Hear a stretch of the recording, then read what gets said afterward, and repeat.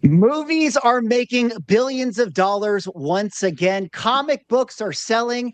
And 1966 Donruss Marvel trading cards are setting new records. The vibes are on in the collecting market. And tonight, we're going to talk about it on the Ungraded Truth podcast. Detective Comics set a record for 1.8 million. Nobody really cares. Who are annoyed that people are asking them questions, is this book fake? That question didn't exist a year ago. Somebody's submitting like 25 vintage books and getting 15 9.9s. We always think, how could it ever get crazier? And then it always does.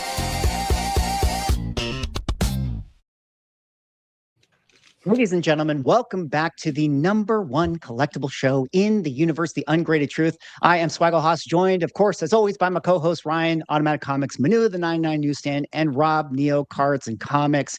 Gentlemen, good to see you. Rob, especially you, 2 shows in a row coming off of rushing back home to be able to make the screen. That's how much this show means to you. How you doing, buddy?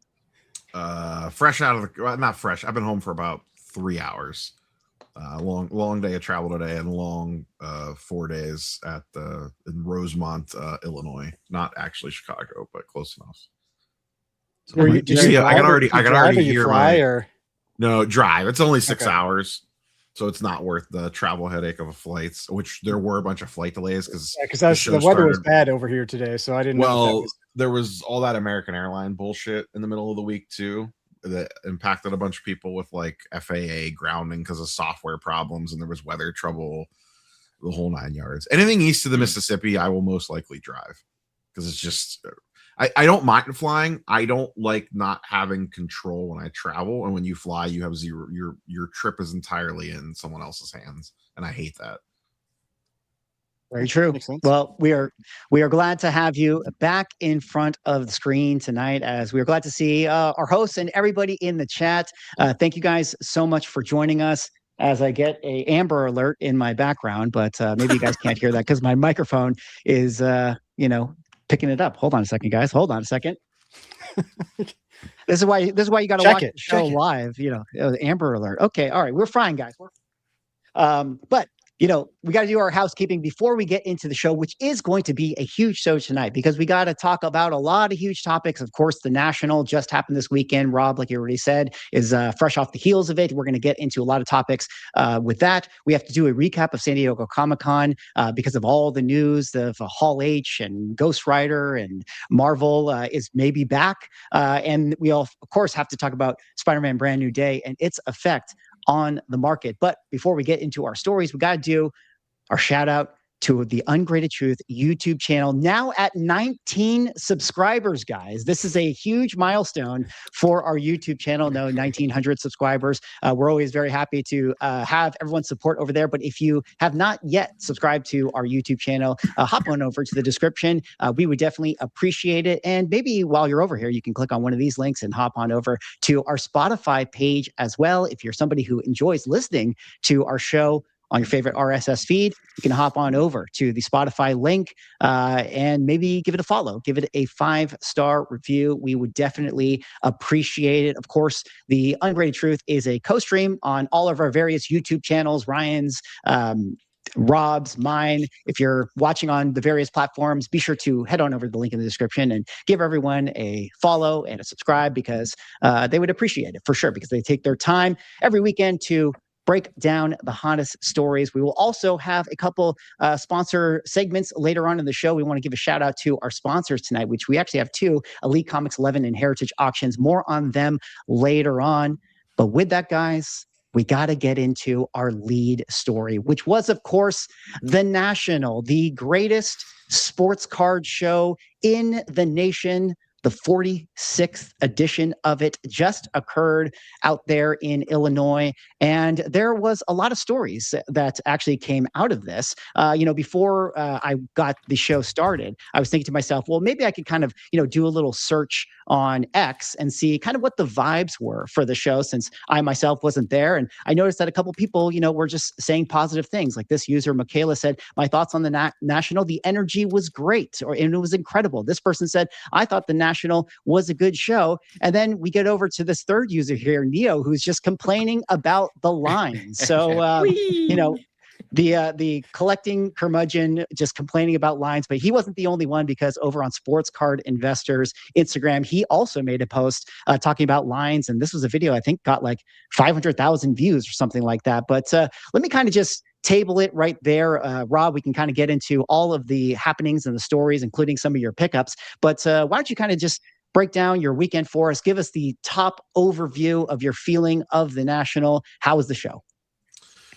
Packed. I believe they haven't formally announced, or at least I haven't seen, but I believe this will be the all-time largest crowd ever for this show, which it has been every year the last couple of years. It keeps jumping. The building that they have it in is not capable of handling that show anymore. That's part of what leads to that line. That line, the outside line, went like at least almost a mile down the street. That was the general admission line prior to the show opening up, because they don't have a good way to like queue people in. Like New York Comic Con, they put you in the basement and kind of hide the line. Out there, it's just one long ass line that goes all the way down the road. And so do they not have anything that like serpentines it or anything like that? No, okay. So just one long snake of humanity. My goodness. The sports card market right now is extremely hot. Like we are, in a lot of cases, we are hotter than we were in COVID bubble for a lot of different cards and a lot of different players. Like if you look at price charts, things are well past COVID things. Not everything, but the great players like the Jordans, the Kobes, LeBrons, Ohtani, Brady, like those very established stars and retired players, their card prices have just gone parabolic the last few months. And that was on full display this week, both from a buying and selling perspective. I mean, cash was flying everywhere, both people buying, both people selling, people taking profits, taking that money, spending it on other stuff. It's the typical show. It's just like I'm sure you probably have a similar experience at San Diego, where you walk past 5 dealer booths and they're like super high on price. Then there's the one dealer that's priced like relatively fairly. Then there's 3 more dealers that are like way overpriced. It's a similar thing here. You're going to run into all angles where the narrative will be that everything's high. And there was stuff a lot that was overpriced, but you could still find deals. You could still get plenty of cards. My favorite post was the guy complaining about high prices when he wanted to buy to flip. Yeah. I just like, I don't think you're getting any sympathy from people. No, where I start to have issues and where I push back is like when something sells for $1,000 all day long and the dealer has it in their case stickered for $1,500 on like a non-rare item that transacts constantly, and you could probably go on eBay and find 3 for like $1,100 that are sitting on eBay at $1,100 and they have it in their showcase stickered for $15. I'm just kind of like, what are we doing? Like, are you just hoping a dummy walks up or something? Like, because I don't mind a dealer pricing over comp, but I don't want them to be so far over that I don't even want to start a conversation with them, because I feel like we're not even living on the same planet. Like if you want to be 10, 15, 20% over, that's fine. But at least then we have a starting point. I know we've talked about this before with comic book dealers, where it's like they're pricing stuff like we're still in the COVID bubble, and their sticker is so far away from reality that you don't even feel like it's worth your time to talk to them. Because you feel like it makes you come across as the jerk, where it's like, even if you offered 10% over comps, and it's like, but you're offering 50% below what their ask is, you're just like I feel like I'm the bad guy, and I mean, like that's not how it should be.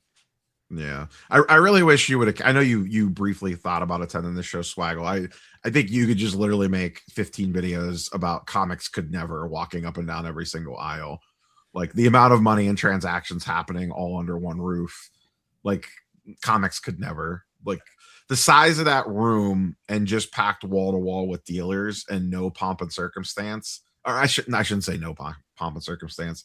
There is a little bit of nonsense with like the Whatnot Pavilion, and there are some corporate activations, but nothing like a San Diego or New York Comic Con, where the dealer section of the show is actually kind of small, especially if you just pulled out the comic only dealer section of the show floor. Like imagine walking into New York, imagine walking into the Javits and the whole building is just comic dealers. Like that's I cannot imagine imagine that would never happen. Yeah. Or like I should say not the whole, but like say 80% of the building is comic dealers and then it's 20% corporate booths. Like that's essentially the National. So there's not a comic book equivalent. Like I go to Heroes Con and it's not Heroes Con times 10 would be equivalent to the National. Well, I want to ask about that line aspect as it like pertains to like previous years. Like to me, like just watching from afar, and again, it's social media, so I don't really know, like, if this is just like, content creators just kind of making funny posts and, doing the whole thing. But that was the takeaway that I got from the National was, oh, it was really packed and the lines were really long. Ergo, it was really well attended, compared to like Fanatics Fest, which, maybe our last show, we talked about that, where my just overall social media takeaway was like, oh, look at all the viral moments, look at all the celebrities. Definitely not that this year, or not that for the National. I'd love to hear your, just kind of compare maybe the two, and maybe talk about like, it was attendance up? I mean, you mentioned that we're at COVID prices once again, but like, is that because there's more people that are buying these days, or is there some other explanation? So I'm going to take the first part of that. I'll answer the first part first. I'm smiling because you said exactly. I just recorded like a recap video prior to this, and I talked to people on the show floor, and I said almost the exact same thing. Comparing Fanatics Fest versus the National, I said, if you look at these two shows, and you were like a casual, like maybe you collect a little bit, maybe you don't, maybe you're like, oh, cards are cool, but like I'm not like in the weeds of it, and you just viewed these two shows through the lens of social media, your view of Fanatics Fest is, look at all those crazy celebrity moments that are generated every 10 seconds, and your view of the National is that's just a place with a bunch of long lines. Like like that's the perception, and you literally just proved my case for me, because you weren't at the show. You follow collectibles fairly closely. You're not like the biggest card guy in the world. So you're like, oh, let me just see what's going on social with these two shows. And you literally fell into exactly what I thought it would be. The thing with the lines are, once they open up and get everybody in, the hack is, if you don't need to be in there right away, just wait like an hour and you can walk right in relatively smoothly. You don't have to wait that. You can avoid it. Now, of course, FOMO takes over and everyone wants to get in there as soon as the doors open. But they did have the most attendance that they ever had. In regards to pricing, a lot of people are having this conversation right now on the sports card content sphere of like, where is this coming from? What's driving the prices up? What's driving all this interest all of a sudden? And the general consensus seems to be that there's just a lot of new people and a lot of new money coming in. And maybe this is I don't know if this is a hot take, but people probably don't want to hear this, but it probably has a lot to do with the way Fanatics has marketed things. People do not generally like Fanatics. Like the hobby, the core collecting community does not like Fanatics and a lot of the stuff that they do, but you cannot deny that what they have done from a marketing perspective and getting new eyes and new cash into the ecosystem of cards. Like, we talk about this all the time. Like, comic books don't really have anything kind of driving that bandwagon. Marvel and DC aren't exactly like out there pumping. It's like what we talked about, I think, on the last show. Like, imagine if Marvel was out there like actively doing everything they possibly could to encourage people to engage in the comic book world. That's what Fanatics is doing with cards. So I think that's where a lot of it's coming from. No one knows. That's an educated guess. I don't know for sure, but the amount of new folks coming in and the amount of new money coming in, like people that are treating this more like art, like an investment, like that is definitely there. And I think that's why you're seeing a run on like the top tier all-time great players of like the 80s, 90s, and 2000s era. Right. Ryan, you got something? I mean, I was just going to say, like, when we say we're seeing COVID prices again, I mean, I realized that was 5 years ago. Like, it was a pretty long time ago. Like, prices can recover from that. But I also heard you say that there's been a pretty much like a almost straight up move for the last few months with a lot of cards. It's always the same thing. It's like that stuff it tends to not last. You just have to be careful. And especially if you're saying you think it feels like a lot of new money.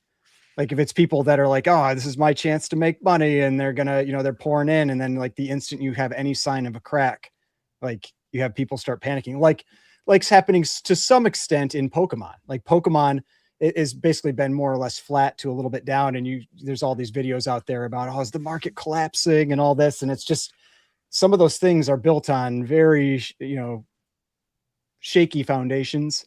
And so it's always just, it's worthwhile to be cautious. But I mean, the big difference, like you've said time and time again, big difference with cards is the breakers. I think the breakers really are they are the solid foundation at the moment, until for whatever reason that, people stop wanting to gamble, which probably will never happen. So the thing with the breakers though, is they're only the solid foundation of new product coming out the door. They're not the solid foundation of 86 Fleer Jordans.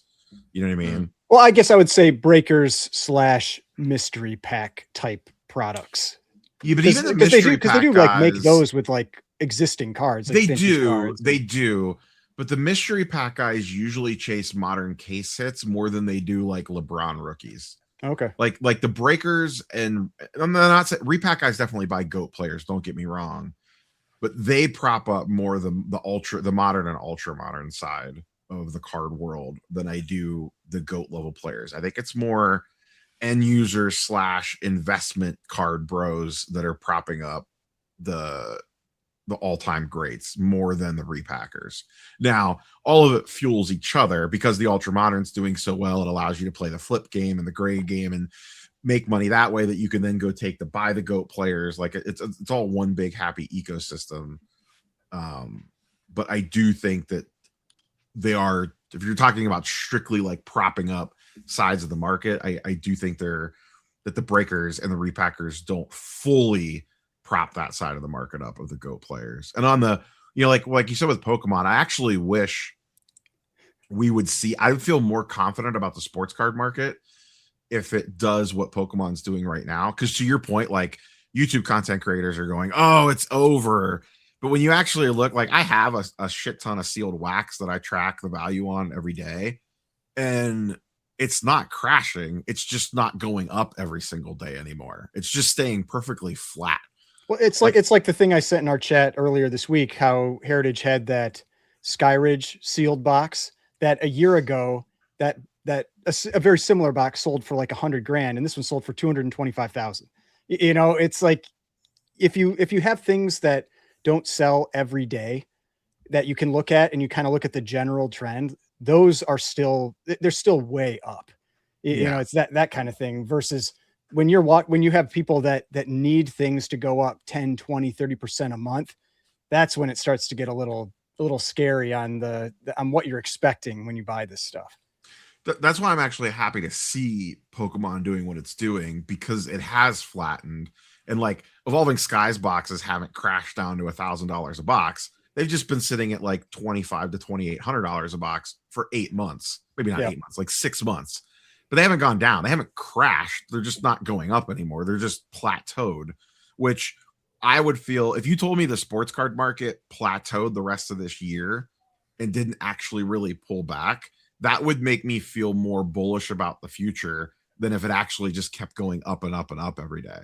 Yeah. Because if the prices flatten and there's still enough interest there to maintain, and the quote unquote panic sellers, there's still enough buyers there to gobble that up to keep the prices from like truly crashing, that to me feels healthy. Versus when we came out of COVID in both comics and cards, all of a sudden it was a race to the bottom. Like Pokemon's crashing, but it's not a race to the bottom. It's just a flat line. So I would be thrilled if like the GOAT card players just basically stayed flat from now through the end of the year or something, or until the next big spike. Like if we just kind of went through a little bit of a chill out period, I don't know if that's going to happen or not. If this was just like a run up to the national and now things are going to calm down a little bit, or do we see a reset or what? And, obviously the outside world can impact this tomorrow if something batshit crazy happens. Well, I mean, that's one of the funny things I think too about the recent Pokemon stuff is that people have been screaming for new products to be going at MSRP and all that for years. And all of a sudden they are. And now people are panicking about it, and then they won't buy it. They're like, I don't want to buy it. It might go down. It's like everybody always does the wrong thing. It's like they always do the opposite of what they should do. Well, it gets into, things that you've kind of hammered on about before, Ryan, where like, let's face it, like the people that are complaining were probably the people that were just trying to flip things anyways. And now they can, now that they can get things for MSRP, like they're not interested anymore. Kind of like what you already said, before, which was this video from this guy who from the thumbnail you guys can see, it says it's so hard to buy at the National with these delusional sticker prices. The funny thing was, to say is that he was, I guess he's like a repacker, trying to buy. is one of the biggest breakers in the entire industry. Yeah, the comment section was not friendly. So that's what's so funny about it, is because the comment section was, can't buy at 80% to turn and flip a 2 to 3x comps for your repacks. Maybe the hobby is healing, and that was one of the more upvoted comments. And I kind of want to, ask you, Rob, like, with the high stickers and that sort of thing, and people kind of pushing back, like, was this people getting mad because they're just all the repackers like complaining about these stickers, or are like the collectors complaining about these stickers as well? And where's kind of the sentiment, I guess, within the buying aspect here for collectors versus dealers versus flippers? People love to complain, so both sides are complaining. The people like Blaz, the repackers, are complaining because they can't buy 80 to 90% to flip. And to be fair, most repackers these days anymore are actually paying 95 to 100%, depending on the card. If it's something that they actually really, really want, they're paying very strong. But you also hear the same frustration from collectors, especially on the vintage side of things. Vintage sports dealers or vintage sports dealers are the closest thing we have to comic book dealers. They have very similar mindsets. It must be things about old paper that bring out certain qualities in those dealers. It's probably generational. It's probably a generational. It probably is. But like, there's this thing going on right now. Have we talked about NBA stickers on this show at all? I don't think so. Okay, so NBA Mike Baker. I won't go too far down a rabbit hole here, but essentially he will put an eye appeal sticker on a card. So say something's like a PSA 6.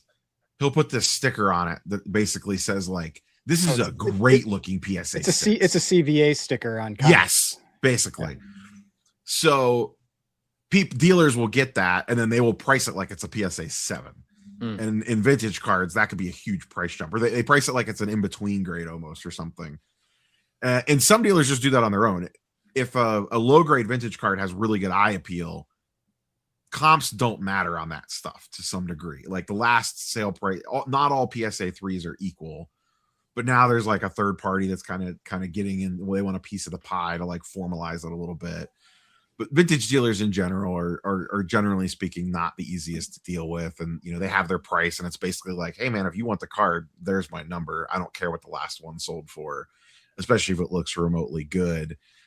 You're seeing that on the GOAT level players that I discussed. If you want an 86 Fleer Jordan, even though that card's relatively common, the dealers are really standing firm by some of their sticker prices on it, even though they might not be necessarily grounded in reality.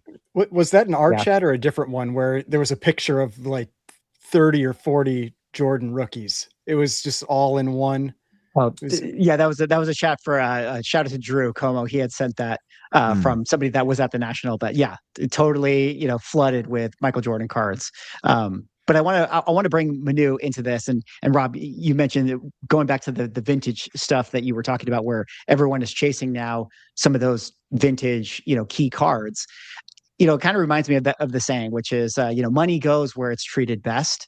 And I feel like, for the last few years, the best place to put your money was, in just an interest bearing savings account. Now we're not in that place anymore. People are starting to get a little more risky with their collectibles, and they're starting to, maybe take some money out of crypto and put it into, a trading card or a Pokemon card. And I think that's kind of what we're seeing. Manu, I want to bring you into this conversation and see if you have thoughts about this overall, but like, I guess maybe I can lastly set up, are the sports card people or the people that are getting into this, Rob, you mentioned new people getting into it. Like, are these some of the Pokemon collectors that are like maybe going into these vintage sports cards, or, vintage, I say, but like the 80s, key sports cards. And maybe that's what they're looking at to kind of like diversify their trading card world. But, I'll throw it back to you guys, Manu or Rob, if you want to pick up on that one.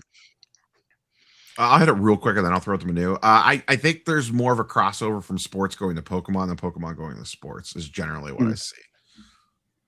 I don't have much to add. I love the conversation that Neil and Ryan just had, and it's fun to hear. I think the only thing that I can say related to that I've been privy to is that there are sports card people coming into vintage Marvel. And that's something that I've been involved in a lot recently. And so we'll talk about that later in the show as well. But I wanted to know, like, was there vintage Marvel? Was there Marvel represented at the National? Like, or we could talk about it later, but did you see any of that? Like, what was Marvel cards like at the National? And there was really quick. Oh, yeah, go ahead. Sorry, really quick. Maybe just to tack on, like, just TCG. Was there Pokemon and One Piece stuff there as well? Yeah, so I'll hit Marvel first, then we'll go into TCG. Marvel, there was some. It was mostly the ultra modern, like the new release top stuff, the top stuff that has come out in the last few years. I for sure saw tables that had I didn't see much Donruss on the show floor. You always see a lot of the Batman, quote unquote, rookie card, 66 the 66 Batman. tops. Yeah, that one's always actually had my eye on a couple. That was something I was looking at early in the show before I found the stuff that I ended up getting. You always see those at the show. You always see 77 Star Wars, which I know is not more non-sport than Marvel per se. But not a huge Marvel presence. You could tell the dealers that were like also maybe breakers, and they would have some random case hits for Marvel. And I saw a few of those cards with like the Wolverine claws through it and some numbered stuff. You actually, what you see on the Marvel side more than like individual like chase cards or numbered cards, you see more autos, like actor autos and stuff like that. Not the fake autos, like actual real autos with actual ink on them, not printed on there, signed with a pen by an actor. Yeah. You see I don't want to say a lot of that stuff, but you'll see more of that stuff than you will like a Spider-Man refractor numbered to 5. You're more likely to see a Tom Holland autograph or insert random MCU actor here auto on something. It has a more universal pop culture sort of appeal. Here's the actor from the movie, not the nitty gritty of Marvel cards, like correct, that kind of thing. Because there's a lot of dealers, not a lot of dealers, but there is a subset of dealers at the National that they deal a lot in non-sport autos. So they might have a showcase of just all like movie cards with autographs on it. And then they'll have another one of all Marvel properties with autos on it, and so on and so forth. Another one with just all television shows, one with all Game of Thrones autos. And it's not uncommon to see showcases like that when you're walking around the show floor. From a TCG perspective, this is still primarily a sports show. One of the things I was curious about was how much TCG was going to invade, because it has invaded local and regional shows by a lot. I would say like last year's show was probably 5% Pokemon. This year's show was probably 10% TCG. More One Piece than I thought that I would see, to be honest. Not that there was a ton, but there was just more than I thought that I would see walking around the show floor. So did it increase? Yes, but it wasn't necessarily like full Pokemon dealers came into the show.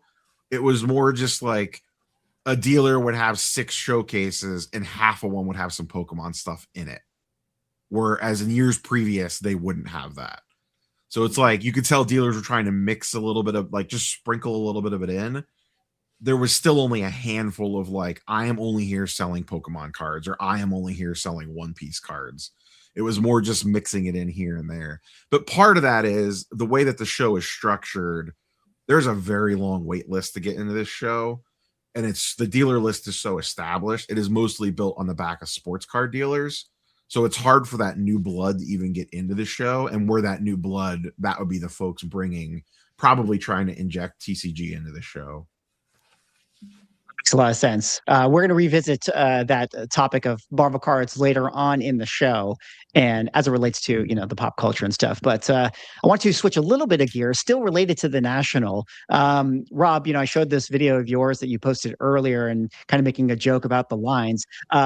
Specifically, this was a video of the line to send your trading cards into PSA. Obviously, PSA's doors are still very, very busy, and maybe even more interesting related to that, which I feel like this has now become, almost as interesting to watch as the inflation report. Anytime the Fed talks about inflation, but it looks like card inflation is going back up.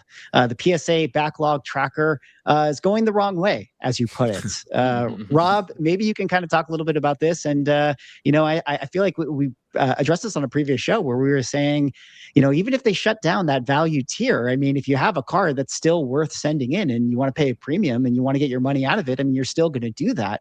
And based on that line that we just saw and this bar that's going up, I don't know.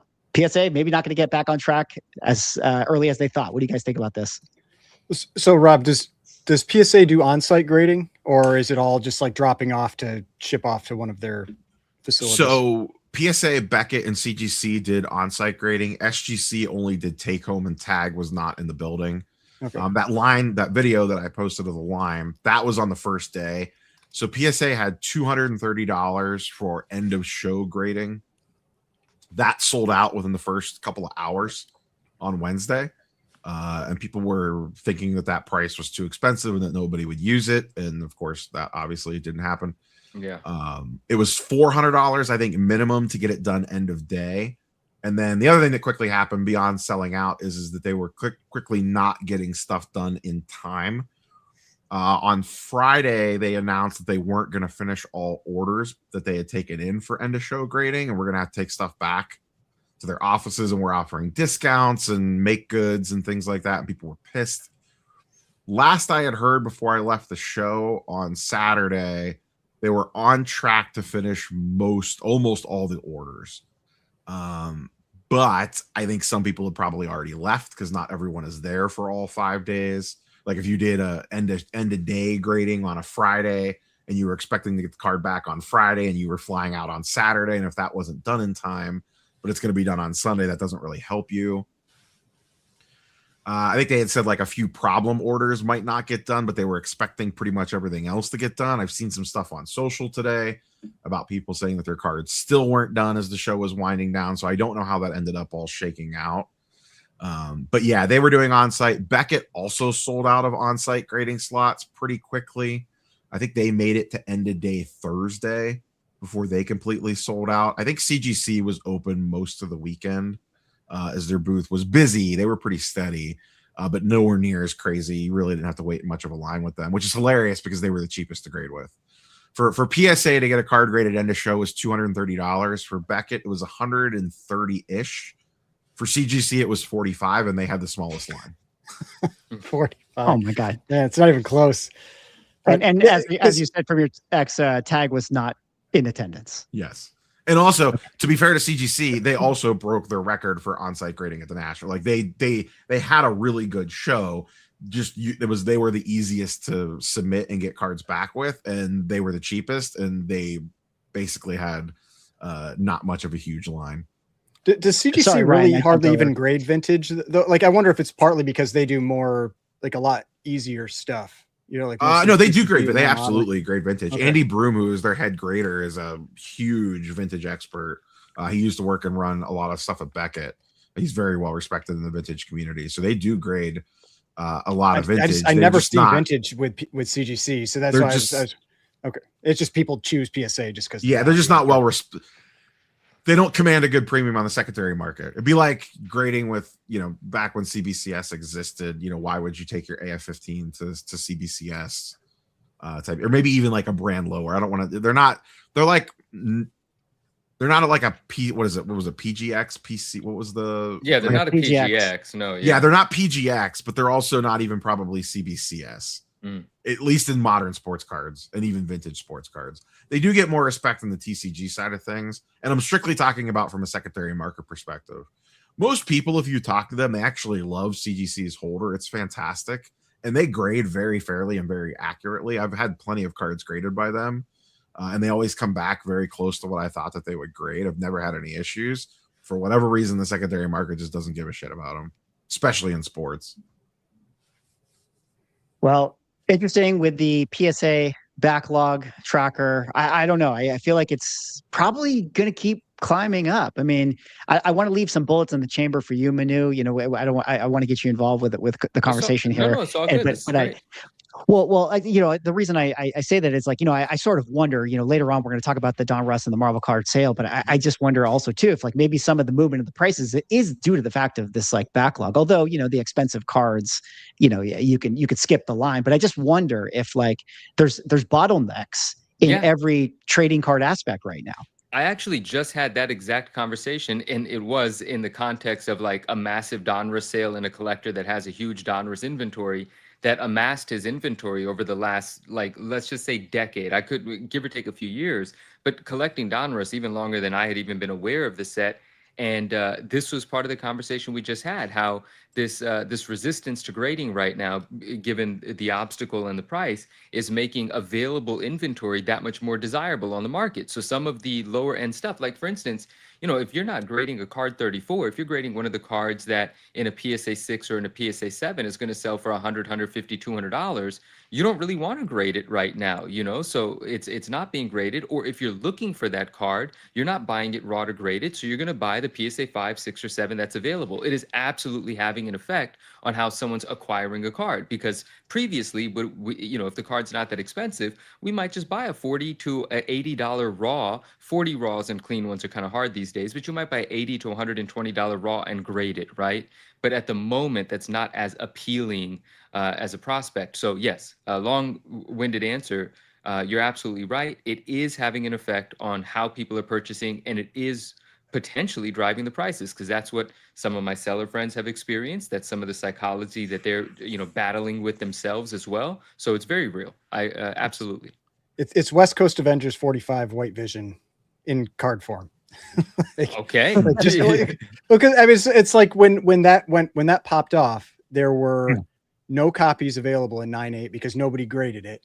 And there was a huge backlog in CGC when it was taking like a year to get stuff graded. And so the prices went crazy. And then by the time they all started coming back 6, 8, 12 months later, the prices just collapsed when the market got flooded with them. It's the same thing that you can be concerned about for any of these, where there's a big delay in being able to with the price of something jumping and the actual inventory becoming available. No, absolutely right. And like I said, like in regards to the collector that I was speaking to and a few others like him, you know, if you've got the inventory on hand and right now that market is spiking and people have an obstacle in grading, you're in a great place to just sell your stuff, you know? And so, but that cautionary tale of how many cards are in the queue that are going to end up graded and on the population report on the other side of this, or how many cards are being held back at the moment that when, you know, grading is open for lower tiers get submitted, you have to be very cautious of that. You have to be aware that that population report is going to change. So spend your money wisely, you know, for sure. Rob, is there any update on, you know, PSA's outlook now based on this recent surge? I think still potentially by the end of the year. Chat mentioned PSA also just announced this week that they're opening up another grading facility in Dallas that just went online. It's actually in the same building as Beckett, so that's going to add some additional capacity. So I don't think we really know yet, even though this was a little bit of a backslide. I think that they'll still be opening up lower tiers of service this year.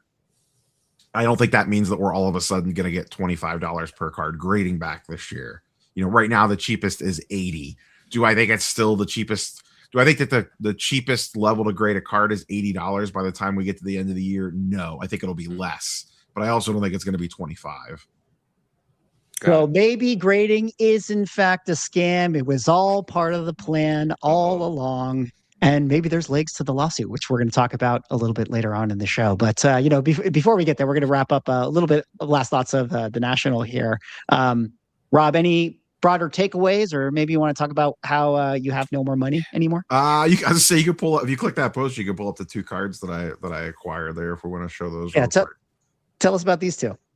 So that one, I'm sure Manu's probably familiar with this one. Iron Man Rittenhouse. He has 2 pack pulled autos in existence. For Robert Downey Jr. This one, and then there's a same set, same year, a version of him in the Iron Man suit. This is the more desirable one. There's also an inscription version where he has the year on there. But that's probably one of the bigger Marvel Grail cards that exist, I would say, at least on the more modern side of things. And then the other one is the Grail of Grails for vintage Magic. Obviously not an alpha or beta. You could go a little bit harder on that, but yeah, it's kind of similar. The Lotus, the Downy I've been looking for forever. That card is extremely hard to find. It's one of those things that when they do pop up on eBay, they're listed at like 3x what they would typically sell for. It's kind of like the sure, if you want one, come hit my number. They're not realistically priced to sell. And then the Lotus, it's a card that I've always wanted, but it's a very similar play to me buying the AF-15 earlier this year. Vintage Magic and vintage comic books are the two categories that haven't gone parabolic like everything else. Mm-hmm. So that's kind of where I decided to deploy cash and trade. The Lotus I partially traded into with some Jordan cards that went crazy in value over the last couple of months. So I took my profits on that and applied it towards that. Nice. But yeah, vintage Magic and vintage comic books are the two categories that haven't seen massive price increases. They haven't seen decreases. They've just been like this, as we've discussed in recent shows. Unless you had a whole bunch of Ghost Rider ones, the 1990, then you could have that's a little bit of a story. So, but yeah, those are my two big pickups. And yes, I am broke now. I'll be between buying an AF-15 2 months ago and then those two. I will be hopefully chilling out the rest of the year. Well, congrats on all those pickups, man. That's awesome. I love that Black Lotus. That's an impressive growth to the collection. Definitely an impressive growth to the collection. Congratulations on the purchase. And even though you're broke, don't worry, because I got something very special for you. A special offer from one of the first sponsors of our show tonight, which actually is going to be Heritage Auction, guys. We got to give a shout out to Heritage. They are the biggest auction house in the United States. Heritage Auctions barely need an introduction. One of the great places to buy collectibles, vintage items, dinosaur bones, dinosaur teeth, all types of goodies. And, if you're like Neo and you're, needing to pinch a couple pennies here and there, Heritage Auction is actually offering an exclusive offer for everybody watching our show. The exclusive offer is for new clients, where they are going to be offering $50 off on anyone's first purchase of $100 or more. All you got to do is register for an account, complete the bidder registration form, and then you'll receive a $50 promotion and voucher redemption once you win a item of $100 or more, which I think is a pretty great deal overall, so I think that's awesome. And, at the very least, I always say it's like, even if you're not going to be buying anything on Heritage Auctions, I mean, having a Heritage Auctions account, I think is something that is honestly a no-brainer. It's free. It costs you nothing, and it gives a tremendous amount of value for you if you actually have a Heritage Auctions account. I don't know if you guys agree with that one. I mean, we know that a lot of comic collectors like to do things frugally, and so one way that you can use it is for pricing. Like once you have an account that you can sign into, all of their historical sales information is there that you can search for. I use that all the time for art that I'm looking at, because that is absolutely, if you're at all interested in comic art or original art, that kind of thing, it is a great resource for looking at historical prices. A lot of art has sold there from a lot of different artists, and so you can get a very good representative idea of what things might be selling for. So yeah, having access to that pricing information, and it doesn't cost you anything, like unlike other pricing services, then hey, I mean, it doesn't hurt, and you get $50. Yeah, absolutely. I mean, if you go over here to some of their sales, like you said, if you click in and you make an account, you can go down and you can see kind of recent sales. So it's like we said, it's like a pricing guide. You can see, okay, a recent 3.0 of an ASM1 sold for $7,600. And it's really a kind of an awesome ability to be able to have that at your disposal. I don't know, Manu, you got any thoughts about Heritage Auctions here? Yeah, it's a no-brainer. You having an account for, there's multiple benefits. Like from my personal perspective, just piggybacking off of what you guys said, taking a look at price history for stuff is super fun. Like all this activity that's happened in art, there are pieces that friends of mine and I like for instance, we'll ask ourselves, did this piece exist? Did this piece ever sell? And you'll see 10 years ago it sold for 30K, and it's like, oh my gosh, if this thing came to market today, it'd be 500,000. You get to have these sort of these fun discussions about how fast this market has moved, and you get to see that historical data, and you can only see it if you log in. Like, you can search any item and see that it had previously sold or when it's coming up, but you have to sign in to see the price, and signing in is free. So just for that information alone, because knowledge is power, knowledge could also be profit, it's very much worth doing. But then also, some of the things, and yeah, I mean, some of the things that I've sold for the greatest profits, I actually did pick up on Heritage, but I wouldn't have known about them if I wasn't looking through a bunch of random auctions, and there was items that were just placed where the crowd for that particular auction, that sort of event, might not have been so fascinated in that item, but I looked at it as an arbitrage and knew that there was an audience that I communicate with that might like it, or I can hold it for a while. I mean, without getting specific about the item, Swag, there was one day where you were watching an auction, you were bidding on some things, and the last item in the auction, you called me up and you were like, bro, isn't this your kind of thing? And I got so excited, and I'm so grateful that you showed that to me. And I did win that auction, and I won it for about a seven, how do you say it, a fraction of what I sold it for, but I sold it for 6 or 7 times what I purchased it for. And I couldn't believe it. But that opportunity wouldn't have existed if you weren't on Heritage looking, if I didn't already have a Heritage account set up, or and if I wasn't able to, bid and pay with the payment information and stuff like that there. So I've had some great purchases on Heritage. Then I've picked up some things that are just very much PC, that are super, I can't sell yet because I just recently bought them and they're very expensive and I have to wait a long time for them to appreciate, but I enjoy having them. But they came to market on Heritage. And there are things that I can't afford, but I still enjoy looking at. But the price history stuff is good fun. And just having that account to be prepared for a moment like when you hit me up and say, hey, isn't this your kind of thing? You just got to have an account. It's a no-brainer. It costs nothing. And if you do buy something, you get $50. I think that's terrific. Sign up. Definitely sign up, guys. We're going to give a shout out to Heritage Auction for being a sponsor of the Ungraded Truth tonight.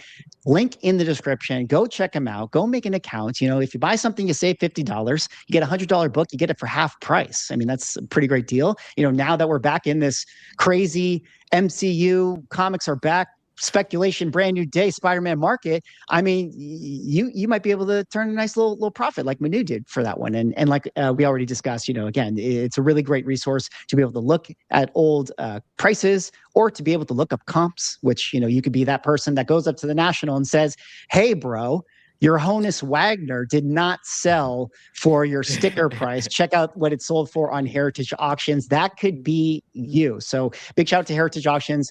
Check out the link in the description if you guys would like the opportunity to save $50. We definitely appreciate them. I will add really quickly, there are a lot of trading cards on there as well. Like we focus on the comic books, but there are, especially vintage, and there's a lot of high-end TCG.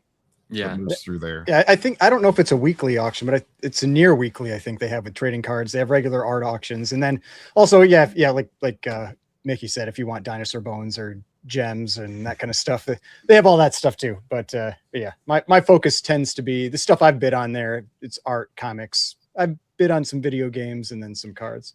That's actually what I wanted to just say. While we're still on the Heritage topic, is they just launched their video game signature auction or something like that, and we've recently been talking about physical media and video games. So there's some fun stuff there. So I thought that's worth taking a look at. And I'm bidding on a few of those. A nice little tease for later on in the show, because we will be revisiting the Heritage Auctions page to talk about some of those video games. But before we get there, we got to go from one show to another, which a week ago, it was San Diego Comic-Con. I was actually in attendance. The show was incredible. The vibes were on, or the vibes were back, I guess. And there was a lot of huge stories that came out of San Diego. I mean, we can definitely go through them, one by one. But the one I want to start with the most, as it pertains to kind of the collecting market, is, of course, the announcements that pertain to Ryan Gosling and the MCU, where at the Hall H panel on Saturday, Kevin Feige announced that Ryan Gosling is going to be playing Ghost Rider in an upcoming movie. This was met with a ton of exuberance, a lot of aftermarket sales.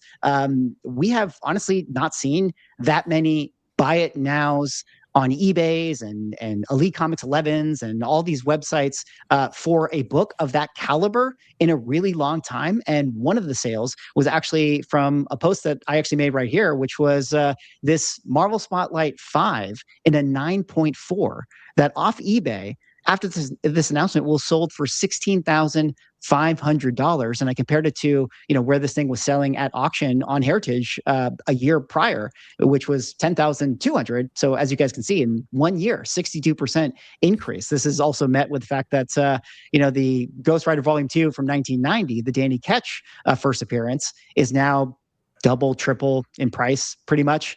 So it's kind of crazy to see that. But guys, let me kind of just start there with the initial thoughts about, the Hall H, the Ghost Rider. What do you guys think about that? Ryan, I'm looking at you with this one. Are comics back? I mean, at least Ghost Rider comics are back.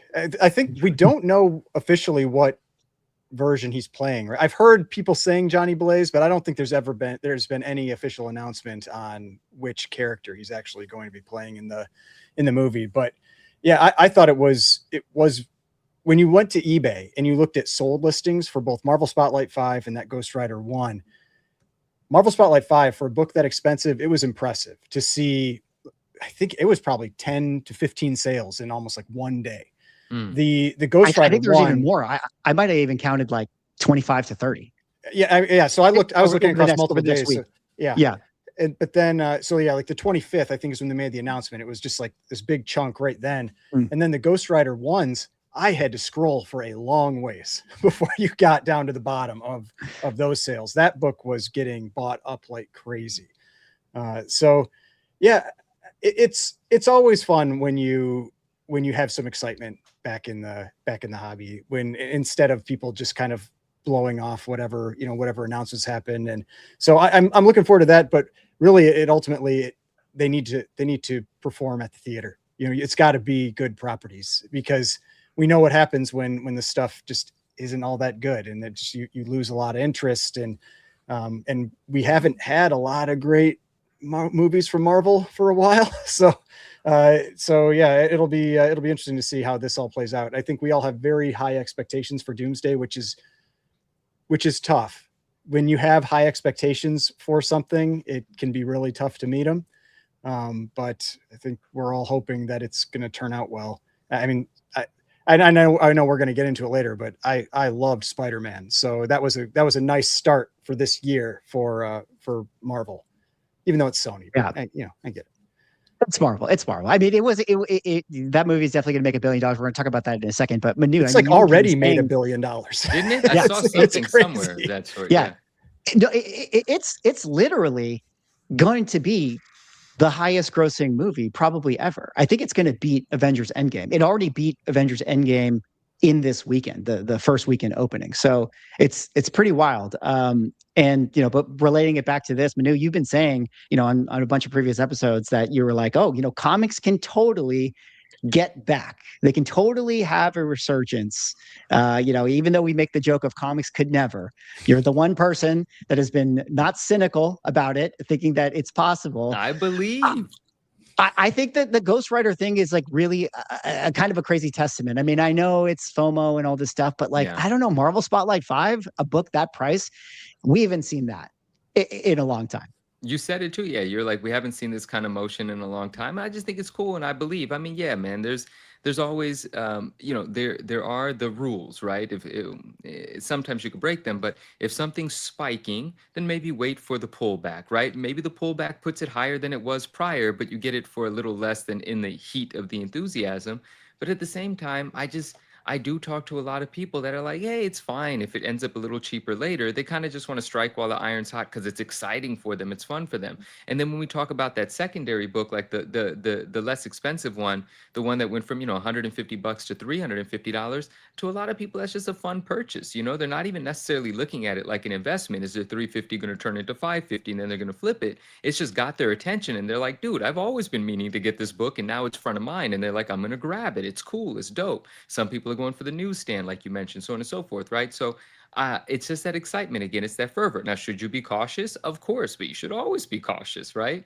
But I think there's just people more willing to have a little bit of fun. I think the excitement in the other collectible markets is also creating a bit of confidence and a bit of a willingness to participate more than in years past. It all affects it. All of collecting right now has a different energy in it. And why wouldn't some of that trickle into comic books? I believe it has. I believe it will continue to. Is it going to move as fast as TCG? But obviously, I don't think so. But is it going to move? I do think so. And I'm really excited about getting to a place where it is, and this is what I'm hoping for, not just the headlines moving, very specific titles, and then we start seeing those sales. I kind of, listen, the pandemic was the pandemic, and there was all kinds of anomaly events, and there was all kinds of excitement, all kinds of reasons why people were comfortable to just spend hundreds of dollars on nostalgia and stuff. But I hope something similar to that happens, right? Where it's not just the key books, it's not just the books that are being talked about for a specific reason, but I haven't yet seen people just getting back to buying what they think is cool and passionately sharing that. On a small scale, yes, but not on that scale that it was during the pandemic, where it didn't matter what it was. If you thought it was cool, there was an audience of thousands of people that thought your post was cool as well. They haven't shown back up yet. I'm waiting for that. I think it can happen. I hope that happens. Wow. That's a really good point. Before, during the pandemic, I could make a video that would be like, hey, here's like 5 cool specky sleeper books that I think are just really cool, and people would love it. They'd love to watch that stuff. If I made that now, you'd be met with like so much cynicism, right? It'd be like, what are you doing? All this type of thing. But if we ever get to a point where someone like me can make that video, or Ryan, you can make that video, or I don't know, Rob and Sports Cards, they probably still. We're just gonna have to randomly try it, like just like make those and see what the reaction is. Maybe I have to try it. 5 underrated Ghost Rider comics. What would be the reaction to that? Midnight Suns. If we get back to that, then dude, we're on. There were things that were going up in value because they were fucking cool, not because of like a specific significance or something motivating the action. It was just like, oh shit, I remember this cover, and instead of it being a $99 9.8 like it is right now, it was a $375 9.8 just because it was fucking cool. I hope that happens, like stuff like that, like Web of Spider-Man #1, the Charles Vest cover, an amazing cover. If you like Black Suit Spider-Man, you should own that, right? And it's so affordable right now. It's a third of the price that it was during the pandemic. I want to see it go back to the pandemic prices. Yeah. Speaking of something kind of cool, shout out to Key Collector, but maybe we can do a little bit of that kind of speculation market right now, because I didn't know this, but Key Collector, in the wake of this Ghost Rider Volume 2 stuff, made a post that said, hey, the Marvel Age 87 actually predates that 1990 Ghost Rider with Danny Ketch. And this has a 5-page preview of that character. And I had to hop on over to eBay, and all of a sudden I'm like, oh my God, like this book is getting picked up and slept on. I don't know if there's a newsstand for this thing, but wait. So let's have the interesting conversation, because now we're allowed to talk about spec books that are cool again. This is awesome. What is Marvel Age the one that also had the Darkhawk? The Darkhawk preview? Okay. All right. And Marvel Age 90 is anyway.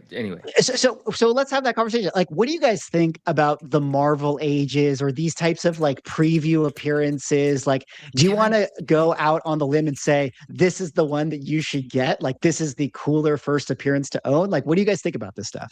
I'm going to just have a second on this. I didn't know the key significance of that book, but this is perfect. You're so great at segues and tying things in, because during the pandemic, this is one of my favorite books to buy and sell because it was so cool. That cover is undeniably awesome. I didn't know the key significance, and there is a newsstand, and it's incredibly difficult to get that book in a 9.8 newsstand. And for a long time, there's been a 9.8 newsstand on eBay. I forgot if it's $1,800 or $1,700 or $2,800. Whatever it is, it's there, it's scarce, and no one for the past year has seen a reason to buy it. Did that book sell? Is the 9.8 newsstand still available? Is that going to move now as a combination of factors? But I love that there's attention now on that cover. Again, I didn't know the key significance, but the undeniability of how awesome that cover is the reason why it was selling during the pandemic, because it was great looking and it was tough to grade. And those two elements were enough for collectors to get excited.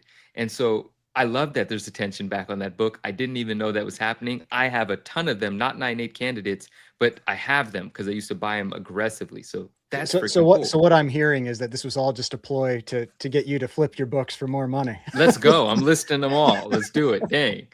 Oh man, damn. Now I wish I went a little harder on attaining a 9.8 newsstand, but they're just so expensive when they pop up.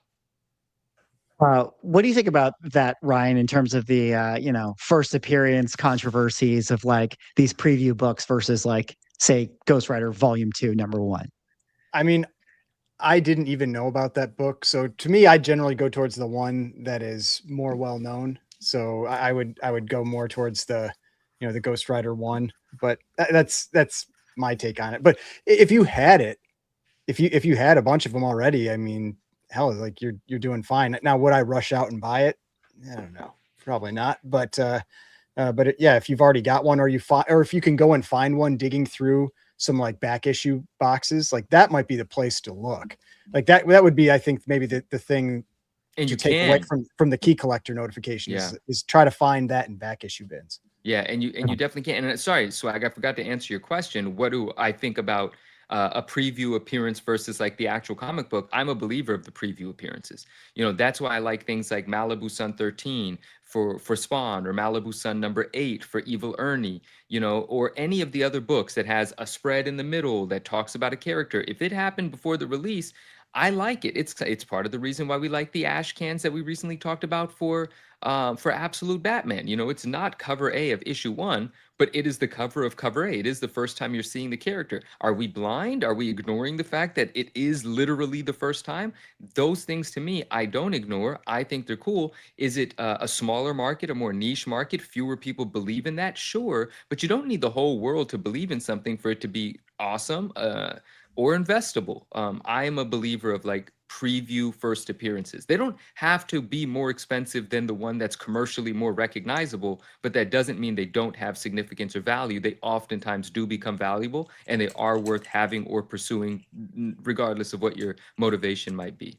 Well, and I feel like that's where you live a lot of the time, is that you're in an area where you're looking for things that maybe the average person isn't going to recognize. And then you try to find that so that you can get it at that discounted price, but then knowing the market and being able to move it at a higher price and what that actual market is. And so that's what I'm saying. Like if you can find it, like digging through bins and that kind of thing, like that could be a way to go. Yes. But yeah. Well, and there was a comment in the chat about the Absolute Batman ash can. And the only difference I feel with that one is that and I think we talked about this in that last show, was that it has the cover from cover A, which is a different, that's the recognizable image for Absolute Batman, which is a big difference to me for that one. It's also to put a double point on that, Ryan. Like it's that book is popular in and of itself. This is still chasing the tail of a movie hype thing versus like Absolute Batman is popular. Mm-hmm. I did search on eBay, and there is 198 newsstand currently listed at $23.50. This would be the book that I'm going to actually add this to my watch list right here. If this thing sells, like if it actually comes out that, hey guys, Ryan Gosling is actually playing Danny Ketch, and then we see a sale out of this, that would be really cool to see. I would love to see. And just a reminder to people, if you are buying since that's a My Comic Shop list, Go right over there. Go to My Comic Shop and you will save some money because they increase the price when it's on eBay. And someone in the someone in the chat actually said that. Who was it? It was anyway. Okay. Shout out to whoever said. Oh, right here.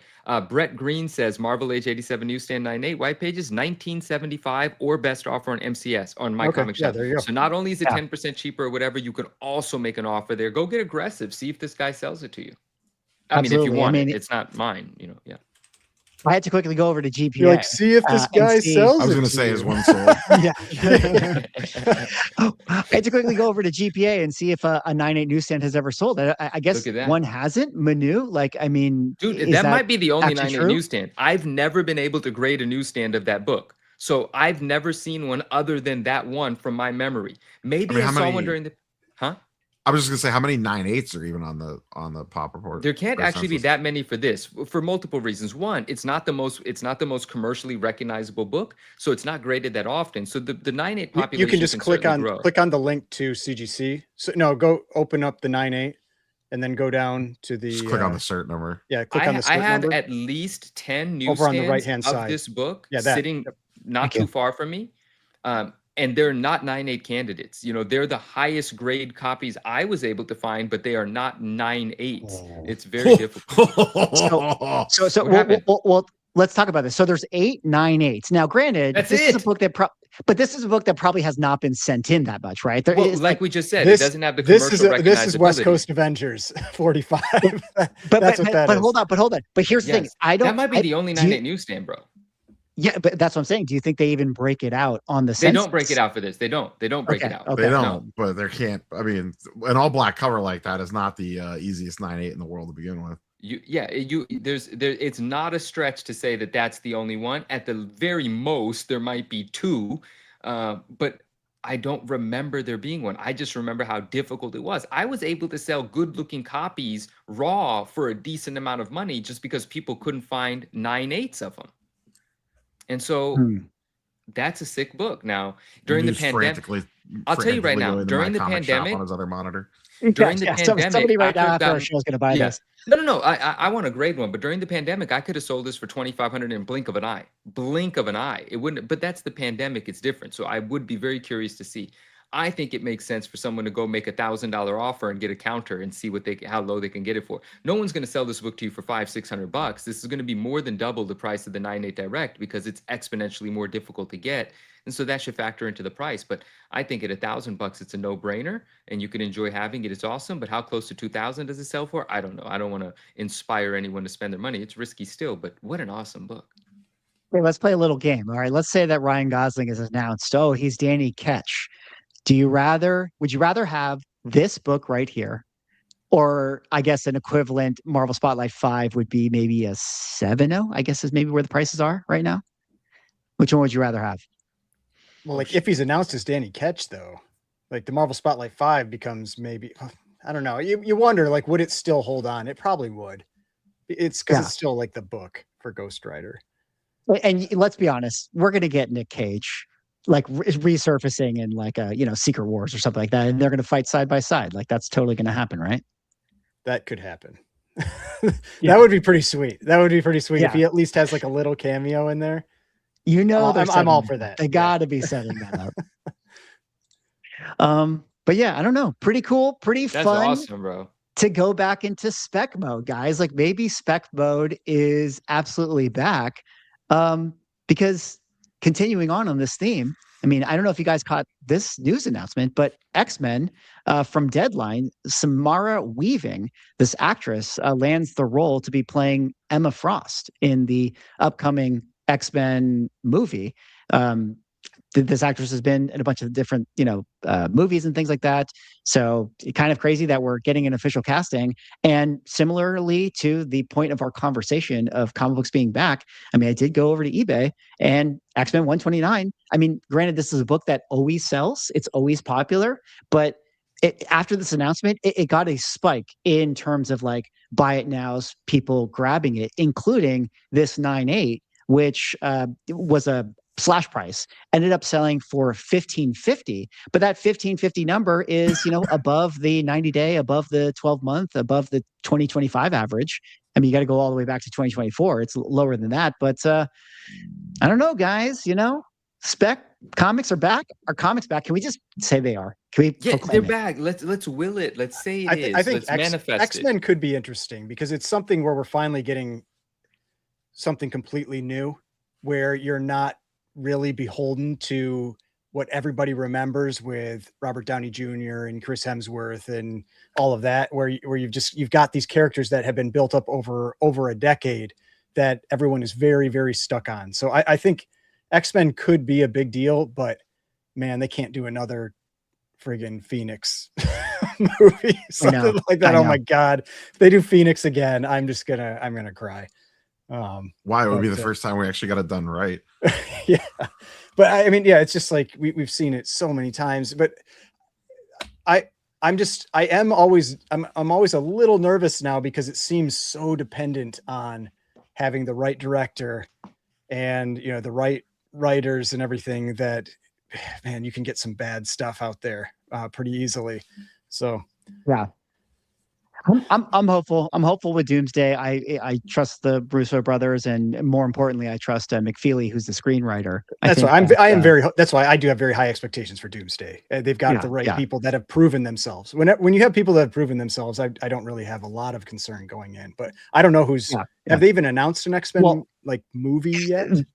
They did. They announced the X-Men movie. They know that it's coming, and the director who is attached to the X-Men movie right now is the guy who did Thunderbolts. Now that might cause alarm bells, but I personally thought the Thunderbolts movie I enjoyed actually I thought it was executed very well. I think people unfairly critique that movie, but because they just don't really love those characters, but I thought that it was actually well done. I mean, the problem with Thunderbolts was it was like 5 Captain Americas. I mean, that was the main flaw with that movie. But the movie itself was very entertaining. Lots of great action. It was funny. All of that. Yeah. Well, I'm curious. So, speaking of Hall H stuff, maybe I'll touch on this. Correct me if I'm wrong. FF52 basically saw no love, right? Right. So yeah, FF52. Yeah, there was an announcement for the new Black Panther.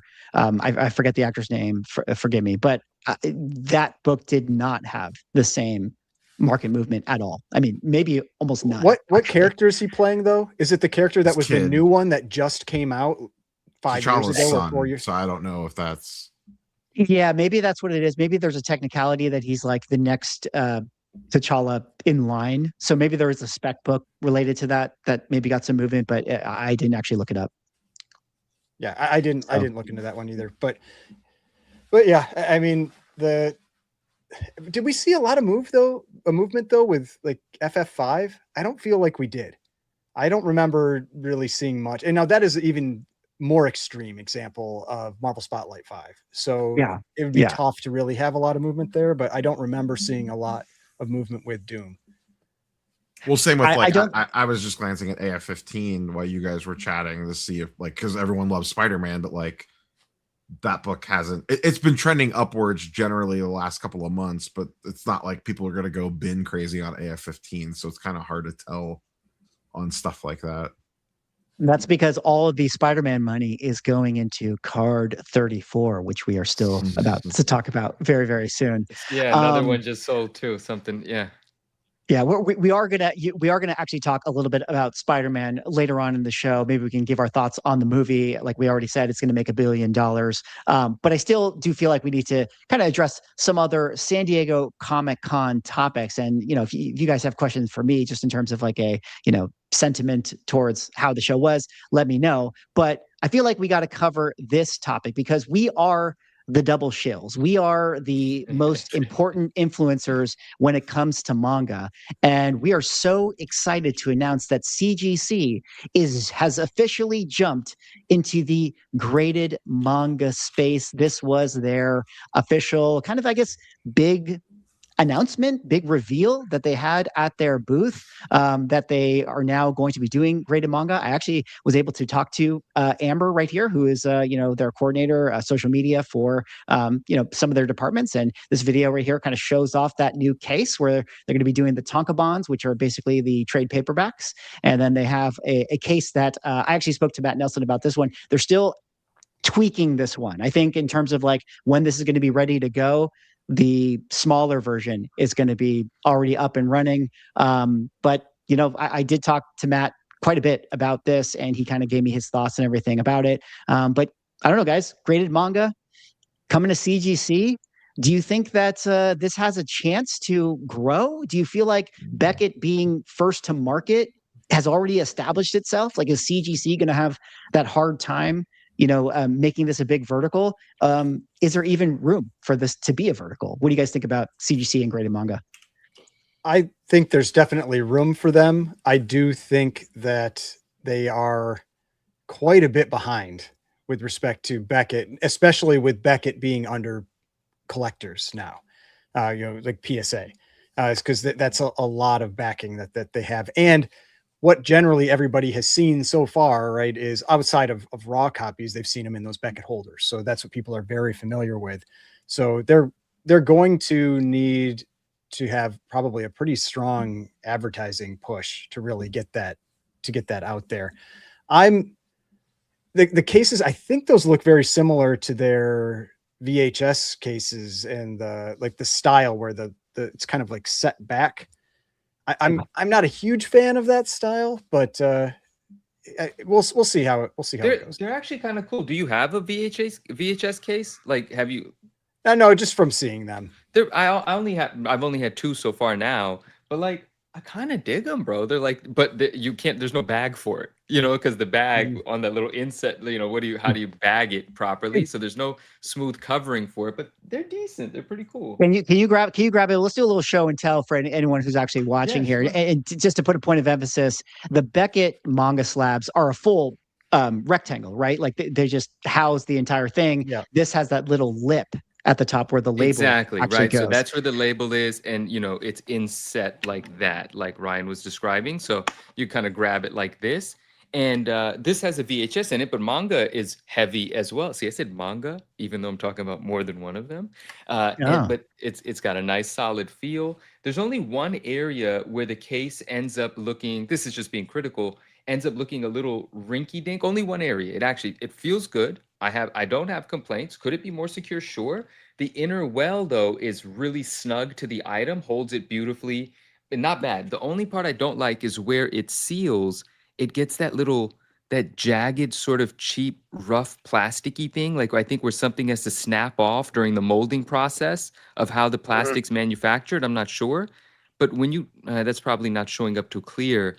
But that's the only part that looks cheap, but it's a very small thing. It's maybe an inch long, but all in all, it feels good. I like it. But that Becca manga slab, which I've never held, looks really nice anytime I've seen it.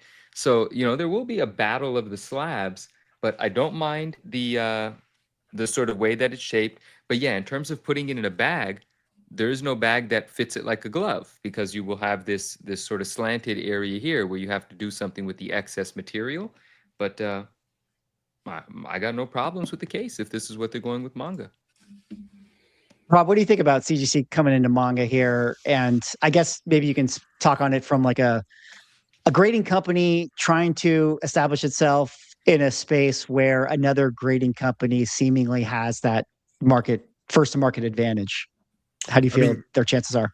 You could kind of flip the script on it's basically like PSA coming in the comic books. Maybe it's a little different just because CGC has more name value in the, you know, grading stacks of paper and putting them inside a case side of it. But I do think it'll be tough to crack into that.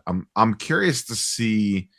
I mean, Beckett isn't nearly as established though. I mean, they're much smaller numbers in terms of total books. But in manga they are, and they're still a well-known brand property in collectible space in general. I'm kind of curious to see what the future will hold for that, like what Collectors Universe ends up doing with manga and Beckett and how they want to treat that in the long term, because I feel like it kind of caught them out of nowhere. Like this kind of hit right at the same time that they acquired Beckett, and we know what they did with CBCS, so it's just kind of curious to see, like, I would love to know like their thoughts on it, because it did kind of hit like I doubt like, when you think they're going to try to Beckett, put it under the PSA name. I don't know. I just, when they acquired Beckett, I can't imagine that they were like, oh yeah, that manga thing is going to be huge for us, and now all of a sudden it's kind of huge for them. So I wonder if they're kind of like, oh man, we need to like hire people for this, because I'm sure they're backlogged. I don't know what the turnaround times are for grading manga, but I'm sure it's not fast. Yeah. Yeah. I don't know what kind of volume they're seeing through their doors, but I have to imagine that it's definitely one of the best assets right now for Beckett. Sure. I don't know if it's actually something that they're generating a lot of revenue with, but I'm sure they saw that spike after, we had all those conversations about the graded manga and the explosion of prices and all that stuff. Yeah. I'm sure there was an influx of inventory that they got, which, funny enough, as CGC comes into the space, I sort of wonder if has everyone kind of shot their shot? Like anyone who wanted to really grade something in the wake of like the excitement of manga, like already sent it into Beckett. So now it's sort of like who's sitting on stuff that's like, oh, I can't wait to send my thing into CGC. I don't know if there's an audience there. I think the other thing that'll be interesting. Sorry, I think the other thing that'll be interesting is how they're graded, because we don't really this is one of those areas where comics had a very established grading kind of structure that even though you could have little differences between them, people know. Cards have a pretty established grading structure, but manga, it was really just Beckett grading them. And so is CGC, are they going to grade it the same way that Beckett does? Are they going to do their own thing? I mean, we have no idea. And so it could be interesting to see how maybe crossovers end up working. If they end up getting similar grades or they get very different grades going between the companies. Absolutely. I will add, I was at San Diego. I was able to speak with Matt Nelson and talk to him about it. The one thing that I think is really, really good is that, he was saying like, they're coming out, they're excited about this opportunity. They are hopeful that it can be a huge vertical for them, but they are also, tempered in their expectations of like, maybe this is just going to be a thing that's like kind of a service, and people are just going to use it for those who use it, kind of like graded VHS. I mean, like, I'm not sure that graded VHS is the thing that they think is going to be the big money maker, but it's sort of like, well, we're a grading company. We got to grade things. So we just had to open up this arm no matter what. But what he did say to me as well is they're looking for the right partnerships. They're trying to really understand the culture. They know that there's an allergy to, graded collectibles, especially in Japan, especially, with the, manga collectors. And so for them, they're thinking, okay, well, who are the right people that we need to talk to? How do we roll this out to where it's a value add to the people that are interested in this? And who are the right people that we need to partner with? I'll be a little obtuse and I'll talk around it. I'll just put it like this, he did say to me that he's like, yeah, like, I know, Swag, you have a lot of friends of the Ungraded Truth, and we were thinking of doing some stuff with friends of the Ungraded Truth, but then, some people in the building were like, oh, I don't know if you should be talking to those friends, so that's their approach, or that's their mindset of like how they want to approach their manga. And so, maybe if that's their thought, like that'll be good for them. I don't know, maybe that's the wrong way to go. I mean, to me, I think the biggest thing is that like VHS, I don't really expect to explode. Like pulps, I don't expect to explode, that kind of thing. But the markets that have potential in the future, like graded video games, like graded manga, you want to at least have a foothold in there so that if that does take off, if there is this massive increase in interest, that you actually have something that can handle it instead of having to wait multiple years to build that out. So I think that's probably the most important reason to have it, is just so that you're prepared. Because I mean, it is taking off some now, but we still don't know really what the market is for it in terms of people buying it outside of Logan Paul and, Chat wants to know, why does Ryan hate VHS? Is Chris in the chat or something? No, that's me asking. I just said, you forget to rewind your videos before you took them back to the store or something. I grew up with VHS, but for whatever reason, VHS has just collecting sealed VHS has never appealed to me. Sealed video games does. I mean, I also grew up with video games. I think sealed video games are very cool, but VHS it never just was something that I felt like, this is a thing I want to collect and have on the wall or whatever else. I see another bet coming. VHS is meant to be watched. It's meant to be rewound. Yeah, exactly. It's meant to be rewound. I love that. Whoever the people are that have the VHS podcast are going to clip that out. They're going to come at you. Oh yeah. Listen. The ungraded truth. We rub what is it called? Ruffle feathers occasionally with our takes. To everybody out there. Just real quick, and we'll move on. But on this VHS, real quick, fun thing. I've never had a graded open VHS. I've only just had 2 sealed ones recently. But I didn't know this, and people that deal in this probably knew this already. When you have an open one, like a complete in box, and maybe video games are done the same way. I still don't have a graded video game. They grade the box and they grade the tape itself. And then you get an average of the 2 grades or something. I didn't know that. So like when you look at the label, I definitely don't know the in and outs of grading. Yeah, but I thought that was interesting because so that's cool. They grade the VHS itself within the box, and they grade the box for an open one. And then I guess that's also true of video games. It's also how they do video games. So there as well. You go. I thought that's pretty interesting. A little nuance there. I mean, just like a comic book, you grade it on the inside and the outside. It's just not 2 separate grades. Exactly. Unless it's a double cover. On a double cover, you get graded on the multiple covers, and the highest of the 2, I think, is what gets represented in the large number on the corner. I think. Unless there's something else holding it back, like brittle pages or whatever. There you go. Okay. I see. But also, let's be honest, that when they grade modern comic books, they ain't counting those pages. They ain't looking at those pages, man. Come on, all those 181s man. that got cracked out that didn't have a value stamp, and someone got screwed later going for a bump. Come on.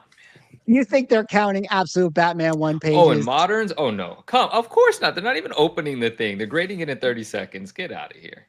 Exactly, well, especially not the ones that are going straight in. I think they're just. I mean, we saw that one grading example video where they're just kind of like stacked up next to each other to compare flaws. That kind of stuff. Bro, as my friend always says to me, the graders over there, they just want to go to lunch. I mean, when they get like a fat stack in front of them of like the same modern random whatever like weekly Spider-Man book, you think they're flipping through all those pages, man? Come on, I wouldn't do it. I forgive them for not flipping through them.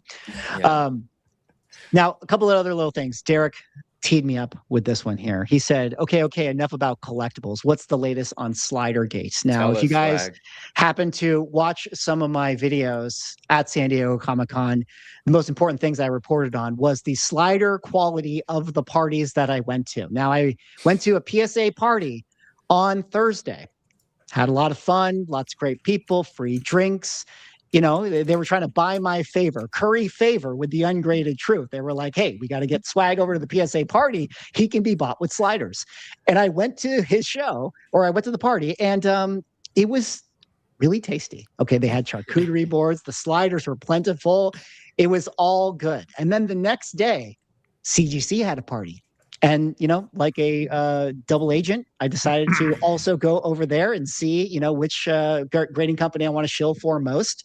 And it came down to how the sliders were going to taste. And like I said in my video, it's not the quality of the sliders that was the issue at the CGC party. It was the abundance of them. Because when I showed up, there was only like a small little plate left of sliders. And I was like one person in line of many. And so I was like, well, I can't be an asshole. I can only take 2. Like if I take 3, that would be really, really rude. But everybody knows the slider rules. You got to eat 3. Like who can be satisfied eating 2 sliders? And so ultimately, PSA has better sliders. And now I'm going to send all my graded books to PSA. So we are now sponsored by PSA. We are now sponsored. So what happens? Do you think like the CGC's having meetings with New York Comic Con a couple months away, like trying to step their game up?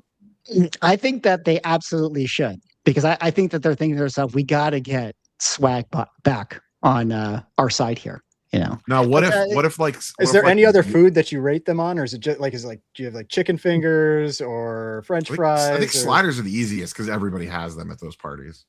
Everybody has them, but here's the thing. Like, I mean, they won't even want to open up that can of worms because the food was better at the PSA party, top to bottom. It just, listen, trading cards makes more money. I think that, they got the trading card budget for their PSA party. Did you see the line? Did you see the line at the national? Look, they're not even doing value tier anymore. You guys want to wonder where your money is going for high value? It's going to pay for my slider. It's the Kobe beef in the slider. Oh my God. I am curious, since we're talking about San Diego Comic-Con and CGC, do they do on-site grading at San Diego Comic-Con or no? So no, they do not do on-site grading at San Diego Comic-Con, and I don't think they typically do. I wonder if that has to do with the fact that probably maybe East Coast, West Coast.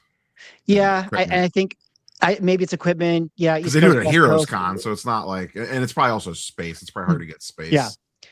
Yeah. And something that was very cool about CGC, which I think was different this year, was, they had their regular booth, which was, set up for people to do submissions and that sort of thing. But then they had a booth that actually Sean and Matt were working out of. And it was just like a council booth where you could just come up to them and ask questions. And people were just, showing them their books. And Matt was essentially giving people free grading, telling them what it was, which I thought was actually really, really cool. And did you take them all your 9.8s and ask why they're not 9.9s? That I essentially did something similar, because after I complained to Matt about his sliders, he was able to redeem himself after he counseled me on the newest, hottest collectible, guys. Arcade Flyers are officially getting quadruple graded shill by CGC. I tried to warn you guys. I tried to tell you that this could be the next new collectible. Obviously, this is going to be a bigger vertical than manga. But at San Diego, I approached Matt and I said, Matt, I got something I want to talk to you about. And I introduced him to Arcade Flyers and explained to him the significance of this Donkey Kong thing. And I just wanted to know, is this something that you guys could grade? Because I had called customer service. How thick are those? How many pages are those? They're not a page. It's literally think of it like a poster. A poster. Oh, yeah. Okay. All right. Yeah, it's just front and back. It's a little stiffer than a poster, but I asked him about this, and I told him what it was, and I spoke to the customer service, and they were like, no, we don't really know, because I don't think we really did it, but they do lobby cards, so I figured it would be the same thing. But either way, he looked at it and he's like, oh, this is really cool. This is a magazine size. We could totally fit that in a magazine holder. So he's like, submit it to the booth. Put a note on it that it's something that they have to look at specifically, and we'll take a look, and we probably would be able to grade it. So did you submit them? Oh, I submitted them. Oh, yeah. 72 of them. 72 of them. Now, 1,000 copies. Now, but here's the thing. I don't think that they're actually going to grade them. I think they're just going to label it AU, because it's just authentic is essentially what they're going to be able to say with it, which is pretty cool though, and hopefully a note identifying the significance of it, right? Yeah, absolutely. I think that they're very cool. And you guys, I'm being tongue-in-cheek about this, but have I awoken a sleeping giant? Because when I go to eBay, I now look at the prices for these things, and look at this, all of a $750 ask. What is this? It's because you already got all yours, I know, but this guy that says Fungus listed by Swaggle What is this? Yeah, Fungus. Wait, and he was bidding on it too. Wait, what's going on here? Yeah. Don't look at my bid history. But I think I've probably made this user probably $2,000. I don't know, in the last couple days here. Look at this: 540, 500, 450, 250, 250. These are for the non. And by user, he means so. Fungus Among Us is the next sponsor for the Ungraded Truth. He better be. Send us a super chat. Okay, guys. In all Swaggle House, can we see all your eBay logins when you go to save logins and see if that name matches up with any of them? Okay. We can absolutely not see my eBay logins, because I don't want you guys to know how much Arcade Flyer I have been moving out there. Right. No, in all seriousness, thank you guys for letting me have the platform. I had to go on my little thing. Listen, dude, that's awesome. I would not pay $500 for an Arcade Flyer. I have no idea how many of them exist in the world. It could be thousands or millions of copies. I have no clue. So be careful if you're actually think that what I'm talking about is cool. Be careful. That's all I got to say about that. I can't wait to see them come back encapsulated, and I want to see what they write on the label. Then they're gonna be awesome. up on the eBay page. That's right. Yeah. Fungus Molungus, remember. Yeah, absolutely. Well, I'll tell you what, if you're not interested in getting Arcade Flyers, if you're somebody who's out there interested in picking up, comic books, well, we got to give another shout out to one of our other sponsors of the show right now, which is, of course, Elite Comics 11. Guys, if you don't know about Elite Comics 11, they're the #1 community-powered comic sales page on social media. We've talked about Elite before. They're such a great site. They have incredible books that they offer up every single day. They're friends of the channel here at The Ungraded Truth. And we just got to say that, you got to make sure that you hop on over to the link in the description and follow Elite Comics 11. They're always having live streams. They're always listing comic books. And later on this year, November 7th through 8th, they're going to be having the Elite Comics 11 Expo in Los Angeles. I'm going to be there. Manu's going to be there. Rob and Ryan are also going to be there. Maybe we're bringing them, we're dragging them, we're getting them there some way, somehow. But the Ungraded Truth will be in attendance. If you guys are in the Southern California area, be sure, or hell, you don't even have to be in the Southern California area. You could be all the way across the world. If you would like to hang out with Manu and I and talk more about arcade flyers and comic books and all these topics, be sure to head on over to Elite Comics 11, pick up your tickets. They got some VIP tickets that you can pick up. They do, they're going to have a trade night that I will definitely be in attendance at the trade night as well. If you get a VIP ticket, you get access to that. So that's going to be a lot of fun. And the show overall is going to be a ton of fun. But guys, what do you think about Elite Comics 11? Ryan, Rob, can we get you out to Southern California? Come on. No promises, but they do always have a live show whenever we are streaming, it seems. So we wouldn't even be offended if you jumped over to go watch their live show right now. But no, I mean, we've mentioned a number of times before. I think most of us, if not all of us, have purchased from Elite Comics 11 before. I've bought quite a few things from them, including, stuff ranging from a few $100 to multiple tens of thousands. And like I've said before, I've seen books sell on there. As I've seen Superman 1 sell. I saw there was a 9/8 TMNT 1 first print that sold. Like, there's all kinds of items. You've got comics, you've got cards, you've got original art, everything. So I've mentioned it a number of times before, just like with Heritage, same thing here. If you're hunting for something, you should be watching and following as many different platforms as possible. And you would be crazy to not include Elite Comics 11 as one of those platforms, because I've found some incredibly rare Golden Age stuff on there. And you also have modern books. You have Absolute Batman 1s that are selling there almost daily. Mm-hmm. So there's a huge range that are selling there and are available. And you've got the live streams, which are completely separate from what you're seeing on the screen right there, where it's basically like going to a booth at a Comic-Con, and they're putting up book after book after book, and you can make offers, or you can buy them outright, all that kind of thing. So, and there's huge ranges in prices with the different dealers. And so, like I said, it'd be crazy to not follow them if you are out there hunting for anything. I mean, yeah, like look at this, like Detective Comics 29. My goodness, 55K. Would I love to have that book? Yeah, make an absolutely. offer right now, Swag.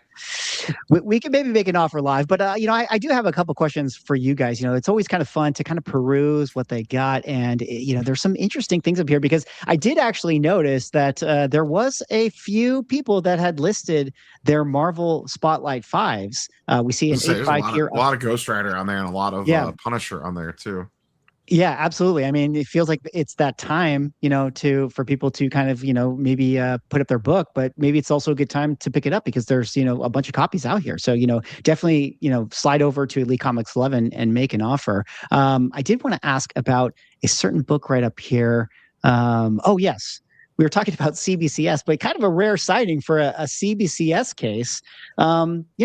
Any love for CBCS these days, guys? And if you want to pick up, that Ghost Rider Volume 2, I mean, is there any vintage, member berries nostalgia for the CBCS case these days? I mean, if I was going to buy a CBCS case book, I'd buy one with that label. I was not a huge fan of the newest label, so that was actually my preferred label from CBCS. So I guess like that would be my takeaway. Like, yeah, if you're going to buy a CBCS, that's the label I like from theirs.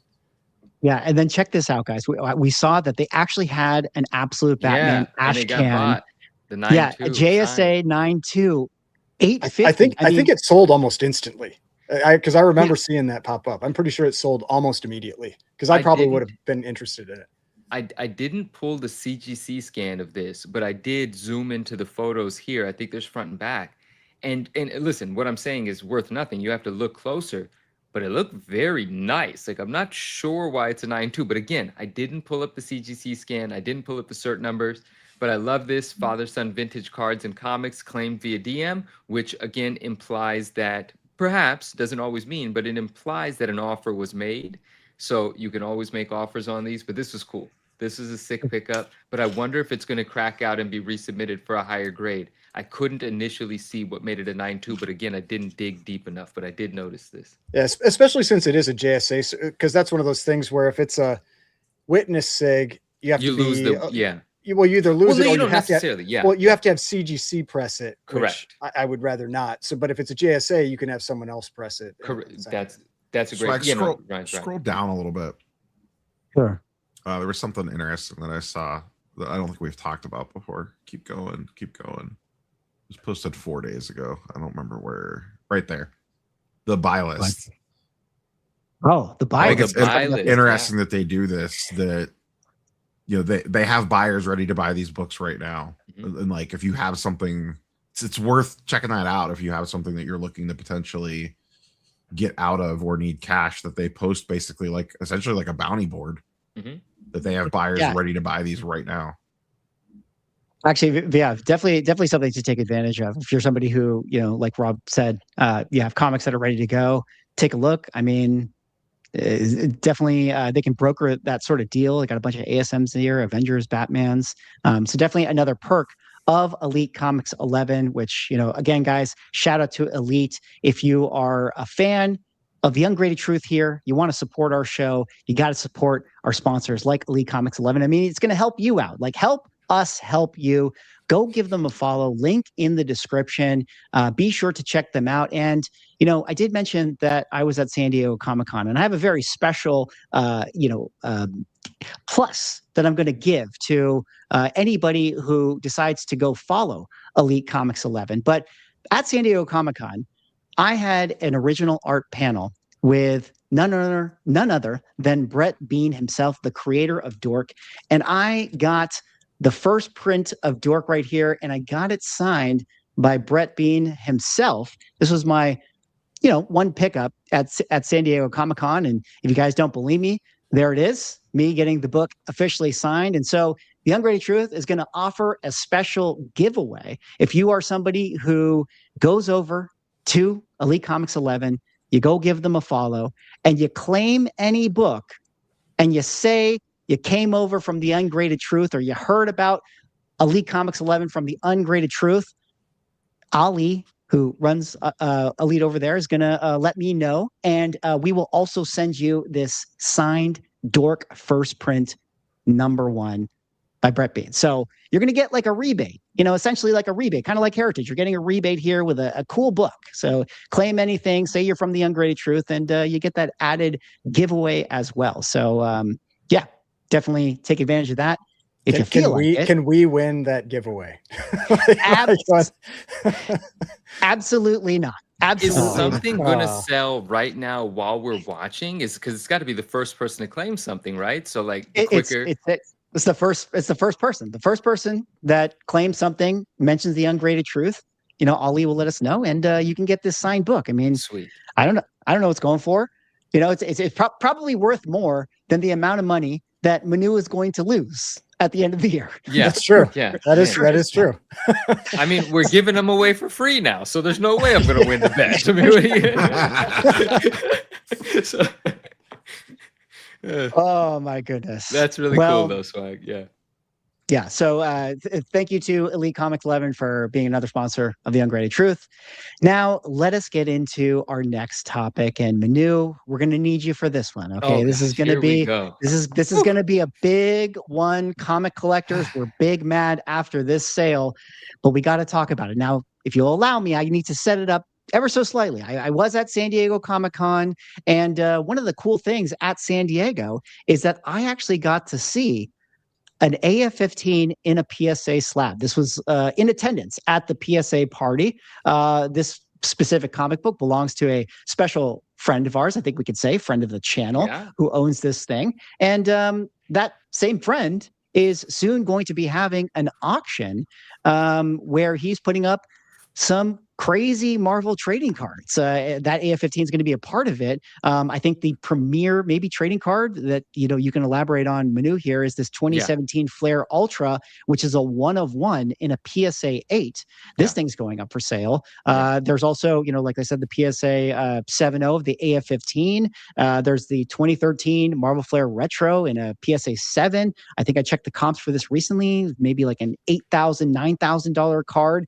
But a lot of these Marvel trading cards going up for sale very soon, obviously them related to Spider-Man. And being that we had this recent 1966 Donruss Card 34 PSA 8 sale that went for $25,000. Obviously, this post coming out of Manu's Instagram right here. Marvel cards may be about to have a resurgence. Perhaps the Spider-Man Brand New Day hype is not going to the comic books. Perhaps it's going to the Marvel trading cards. But Manu, I'm going to kick it over to you. Why don't you take us away on this particular sale and let us know what happened? All right. We've got some things to talk about. So Swag, we're no stranger to talking about this set. We love this set. I deal in this set, so on and so forth. And it's been on fire for the greater part of 8 or 9 months right now. And we've seen some ups and downs in some of the spiking values, but everything has been way more expensive than it was a year ago. This card 34, is said to be most collectors of this set recognize this and are happy recognizing this card as the Spider-Man rookie card. We'll talk more about that later, but to put it simply, it's because in this set, each character has 11 cards. It's a 66 card set. Cards number 34 through 44 have Spider-Man on the front. This is card 34, which means it's the earliest one in the set that has Spidey, so they deem it the rookie, right? And there are arguments to be made that all are the rookies or that shouldn't matter. And I make the argument that card number 6 with Spidey on the back, that's my favorite. It doesn't matter. This is what the community overwhelmingly considers the rookie. It's the most expensive card out of the set. A PSA 8 did previously sell, and I know the buyer of the card, and he was very happy with his purchase, and he had an offer for way more than what he spent on it really soon to him buying it, and he denied that offer because he had conviction. So he bought this card, not the same cert, but a PSA 8, of which there are 32, for like $6,600. Anyway, 2 days ago, this one sold on eBay for $25,000. And it's a confirmed sale. You can go into TerraPeak, you can see that it was sold, and you can see that it is registered there as paid. I saw this and I very quickly thought, oh my gosh, this is amazing. I have to make a post. So I whipped up that Instagram post, which is, by the way, the reason there's an extra 0. Actually, no, the reason that there's 3 zeros at the end is because I wanted at a quick glance people to think it said 25 million. I wanted to game the algorithm. No, I wish I was that smart. I was actually just rushing and I accidentally put in that 3rd 0 and I used it on every single slide. But everyone knew that it was $25,000 because it is a period, not a comment. 2 people, one person playfully pointed it out, one person pointed it out like sarcastically, and then Swag highlighted him on his channel because Swag wanted to take a jab at me too, apparently. Anyway, he was all big mad about it. We're letting you cook here, and we're talking about this. We're going to get into the big mad part later on. The big mad part is coming because there's big mad that you know about, that we know about, that the public knows about, and there's big mad that I've been dealing with behind the scenes, and it's freaking hilarious, right? So in any case, card sells 25K. Last time it sold 6.6K, right? 32 of them are 8s. One of them is an 8.5. There's also a handful of 9s. I don't remember the number now, 7, 8, or 9 9s, and there's only 2 10s. Here's another interesting tidbit about this. One collector who's been collecting this set for decades and has been grading for a very long time owns majority of the cards over 8. So he owns some of the 9s and he owns both of the 10s, and he has yet to release the 10s. Come on, man. This is the time to bring that damn 10 out. There's certain people think it's going to sell for $1 million. Certain people think $250,000. I don't care. I don't even want to guess. It's going to sell for over $100,000 for sure. $250,000 doesn't sound crazy. $1 million is just going to be fun to watch. It doesn't matter. I just want to see it happen. It's going to be fun. Now, people had a lot to say. Most people are enthusiastic. They love it. The post did extremely well. It got shared all over the place. People were pumped. But there are people that were just screaming manipulation. They were screaming, you know, money laundering, whatever, right? But like, where's the evidence? You know, bring the proof of this, because a number of things are taking place right now in this heated 66 Donruss market. There's no question. There are people that have motivations to have higher values. There's people that have motivations to publicize the higher values. I myself sell 66 Donruss. I sell this card. I sell complete sets. Anyone on my Instagram page knows I've sold 4 sets in the last 3 months, and they're all very expensive relative to how much they were a year ago. I sell this card. I grade this card. I have an interest in this. But that doesn't mean that things aren't actually taking place. Now, here's a bit before I get into the big mad, and before we sort of talk about some of the criticisms, I want to shed some light on things that people aren't aware of. And I know people hate when I don't get into specifics, so some specifics I have gotten permission. This is crazy, because that same day that $25,000 eBay sale happened, that's not the only PSA 8 of that card that sold for $25,000 that day. One sold privately. And the seller, who he actually told me I could talk about it. I think he's watching the show with us. His eBay account is Card Hustle 215. I'm going to verify that. And that's also his Instagram page. Now, he's big in this set. He and I have done business before. I'm pretty sure he's picked up a card or two from me. So, and that deal went well, and I appreciate him for it. But yes, I do believe his name is Card Hustle 215, and he sold privately one of those for $25K. And so when he saw my post, he said, "Where did you get this information from? I sold it privately." I said, "This was an eBay sale." He goes, "What?" And I showed him that. And so we kind of celebrated that. So that's wild. But I'm not going to talk about who bought that card. But still related to the same seller, who, again, is not your average seller. He is very, very into this set, and he deals in it. He was strategically placed to take advantage of this moment, and he deserves to. But and I sent you a link on this, Swag, so however you want to pull it up, you can.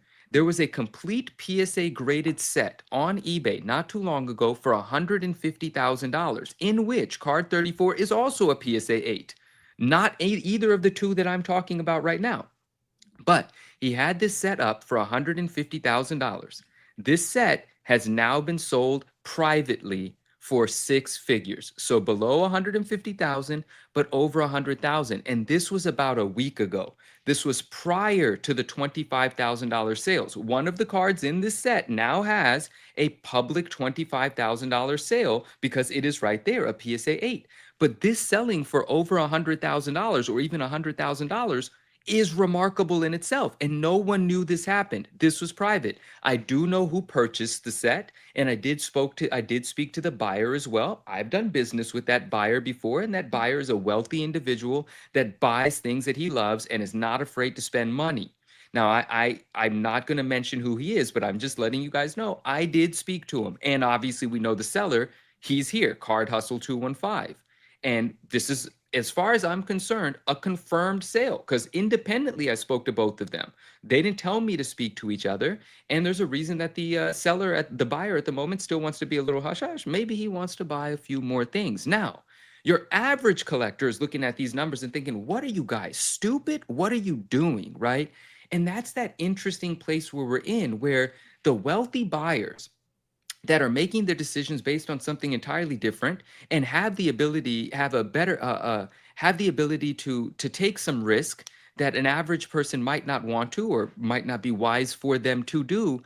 They don't really care what the few people that are hypercritical, super analyzing, and this is not smart and this shouldn't be this and this card should be worth more. That buyer doesn't give a shit what that person thinks. He's not looking at your Instagram stories. He doesn't see the comments on your post. He doesn't care. He's not paying attention. He's on Heritage buying expensive cards. He's waiting for someone to hit them up and offer them expensive cards. These people only deal in the tens of thousands or higher. They don't care that you think the card should be $1,000. So a lot of the criticism just sounds like angry jealousy or whatever, right? Like if you don't have the card, maybe you're upset that it's worth that much. If you wanted the card, you're upset that it's getting more expensive. Now, I'm not saying everyone is just being that way. Some people are just being they're saying you should be cautious, but we say that too. Of course you should be cautious. This set's on fire. There's 32 of them. Does that mean it's going to sustain a $25,000 value? I don't know. Is it going to go the way of the Jordan rookie then? Like, is it like the Marvel comparable to a Michael Jordan card where it will sustain some crazy high value and it is going to be enormously expensive forever? Nobody knows. The risk is huge here. So you do have to play it safely. So I don't blame anybody for saying like, yo, this is crazy, but I don't know that it's actual, like, there are a couple of people that think there are a few people pulling the strings that are all collaborating on what the next move's going to be. Listen, the people that they assume are those folks, I know those folks. I'm talking to some of those folks, and I could tell you sometimes they don't know what the other guy's doing or has or whatever. One guy sells something, he tells a few other people, we all get excited about it. We're not collaborating, try to pump something. I don't have $40,000 versions of this card. You know, I just think that it's exciting. So could something fishy be happening? Of course. Could one or two players, you know, be involved in manipulating the market? Of course. But does that mean it is being manipulated? I actually think it's a combination of things. I think it's organic. I think there's some people that are trying to pull some strings. I think there's influencers that have massive influence. Gary Vee loves this set. Gary Vee personally owns a PSA 8 of card 34. He also owns a PSA 5 of it, a PSA this of it, a that of it. He's paid more for PSA 5s than PSA 5s are going for now. He bought one of the most expensive PSA 5s from a friend of ours, right? So he puts his money where his mouth is, and he doesn't always win, but this has appreciated that set nicely. Now, interestingly enough, in the last couple of days, PSA 7 hasn't sold, but 4 or 5 PSA 6s have sold. And since that $25,000 sale, the PSA 6 sales have been 3,500, 4,000, 4,500, 5,000. The most recent was 5,000. I think there was one today. I can't confirm how much it's sold for yet, but it's moving the rest of the market as we might suspect. But but hear me out here. A PSA 5, when this thing first spiked, was selling for between 5,000 and 6,000. And I'm just telling you that a PSA 6 is now selling for 3,500 to 5,000, which is less than a PSA 5. That means when it first spiked, it did come down because PSA 5 started selling in the $3,000 range. You got to be careful. This $25,000 sale could be a $17,000 or a $15,000 sale next time one comes. But there are real buyers, real transactions, real money being wired. And some people that have a lot of money might not be making the wisest calculations, perhaps. Historically, they might end up being right, but they're effectively influencing the market because we're seeing their purchases, but it's not in an effort to manipulate the market. It's just it just happens to be a result of what they're doing. They're spending their money, and everyone's like, what does this mean for my cards? And FOMO is real. People are hitting me up all day. Should I buy this? Should I buy that? How much should I spend? First, be careful. You don't know what's going to happen. Don't get too excited. Let the rich guys do what the rich guys are doing. But my number one advice is, and this could be wrong, if you've got it to sell and you're not in love with it or attached to it, sell it. Freaking sell it. I said that in the caption of my post. Like, shout out to my friend that bought the $6,600 PSA 8. Congratulations on having the conviction. Now freaking sell it. What are you buying it for? If you bought it for an investment, it's worth 5 times more today. Take your money and run. So that's some of it, and there's more to it. But I'm sorry, I had to get some of that out. And also, like, one thing I'll comment on is that I could see a situation where someone buys this privately and spends a bunch of money, and goes, "There's no record of this out there." And if they have enough money, they decide, "I'll buy the one out there too." So now there's a record of it. It's possible, bro. And that sets the point for what I paid privately. Yeah, it secures his 25K, and potentially he could sell one for a little bit more and get some of the money back, and his entry could be less. It's possible. I mean, I could see that kind of thing happening. I also, like you said, like, so I think a lot of people tend to have a hard time accepting how much money some people have. Yeah, you know, where it just 25,000 just doesn't matter. You know, I mean, people go like, "Oh, well, it would be terrible to lose." It's like, it just doesn't matter. Yeah. You know, like you just have to sometimes accept that some people have a lot of money, and if they want something, they just pay for it. Well, let me. It does not mean the market is that now, and that's why I always wait for confirmation sales. It's one of the things I always talk about with comics. If I see a big spike, I want a confirmation sale. And so that's what, you know, we'll have to see what maybe another sale that happens. If it's not like there's a ton of them, so they're not selling all the time. And it sounds like a lot of them are selling privately, which, you know, is a different story because you're not getting that public sale out there. It's true. And you know, and I want to say this as well. There's a faction, is that the word? There's a faction of the Marvel card community that for a long time has been very skeptical of the enthusiasm of 66 Donruss. And some for personal reasons, you know, they love a more modern card. They like the numbered cards, you know, all this and all that. And they just don't dig the 66 set because they don't think it looks good. But at the end of the day, look, to me, the quirky quality of the set is charming. I do think some of the cards look good because it's quirky and it is what it is. But you can't erase the historical significance of the set. Like, that's ridiculous. For you to say it's not significant is just baloney. The thing is, it's Marvel's first card set. Marvel cards are a thing. When we were collecting in the 90s, we loved comics and cards, and now they're having a bit of a resurgence. Marvel cards matter. So the first Marvel card set absolutely matters. That's crazy. And it's old, right? So there's a group of collectors that say things like, you know, real Marvel card collectors know that these prices are manipulated and this set shouldn't be worth that. Like, how big of a group of people are we even talking about? There's sports card people that are now looking at these cards because of influential people that are talking about them. They don't care what 10 Marvel card collectors think about their pure collections. They don't give a shit. They want to have fun. They're recognizing the historical significance. They don't know who these Marvel card collectors are. They're card collectors, and they want to dabble, and they're moving the market. Gary V's influence is not just for Marvel card people, it's across the board. And sports card people are heavily going into this set. I'm shipping 66 Donruss cards to people all over the place in all kinds of professions and all kinds of places, and they're coming from the sports card world, and it's exciting. And I'm making these new connections, these new relationships, and it's because of this set, and it's because of, you know, the energy surrounding it. Is it dangerous? Absolutely. Is it risky? 100%. But like I said on the last slide of that post, the stage is now set for something huge. And I'm even giving not a bone. I'm also talking about the fact that there's possible manipulation. When I intentionally use the words, the stage is now set, read into that. That could be a fabrication of the stage being set. You know, this is theatrics to a certain extent, but it may or may not be. Some people are actually just moving off of their passion. But the thing is, the stage is set, regardless of who set it and for what reason. If that 10 comes to market now, it's gonna be fucking crazy. I just beeped my own curse word out, but it's going to be crazy, you know, and who knows what that means for the rest of the cards. But the card 34 is not a rare card, okay? In high grade, it's an incredibly rare card. You can buy a 34 now again for $600, $700. 2 months ago, even the lowest quality torn in half, creased, not torn in half, but creased cards were about $1,500 to $2K. Those are back to the $700 range. But a year ago, those were $250, so it's still higher than that. You can own the card if you want, but getting it in a 9 or a 10 is what real investor types are trying to do, and those aren't even on the market yet. Okay, so but that's where I want to interject, because it's like, yeah, that's another Tuesday in the trading card world. Exactly. Right? Like, that's just another, but like going back to, you know, now we're kind of bringing the other guys about the big mad stuff. You know, I did my video that was just covering the sale, and I just thought that the interesting part of it was just how upset some people get over it. And, you know, a lot of the conversation being like, why would anyone pay this much if they had 25K? Well, they could buy a 2.0 AF15 or a 3.0 or whatever the current, you know, prices are for this thing. Yeah. But it's like, I don't understand why people don't understand. Like, they don't care. They want a trading card. Like, they want both. They don't care. Yeah. Or they want both, or whatever it is. Yeah. It's one of the funny things, though.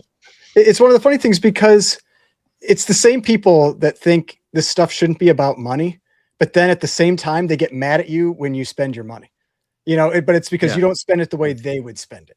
It's always the same gatekeeper stuff. It's like you collect it the way I collect it, or you're collecting wrong.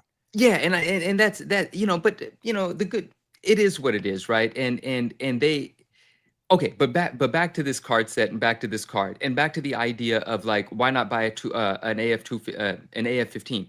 The person spending $25,000 on this card, like you said, Swag, is not making a $25,000 decision. They're going to buy the $250,000 AF15. They're going to buy the 8.0 AF15.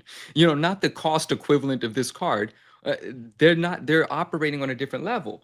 And So regardless, 66 Donruss, awesome. But now I want to take a second. Yes, this is it. Was this supposed to be a Manew's minute? Because I don't know. But in any case, I thought Manew's 10 minutes. Whatever it is, right? Blue Chew is working real well. There you go. So this you might need to see a doctor.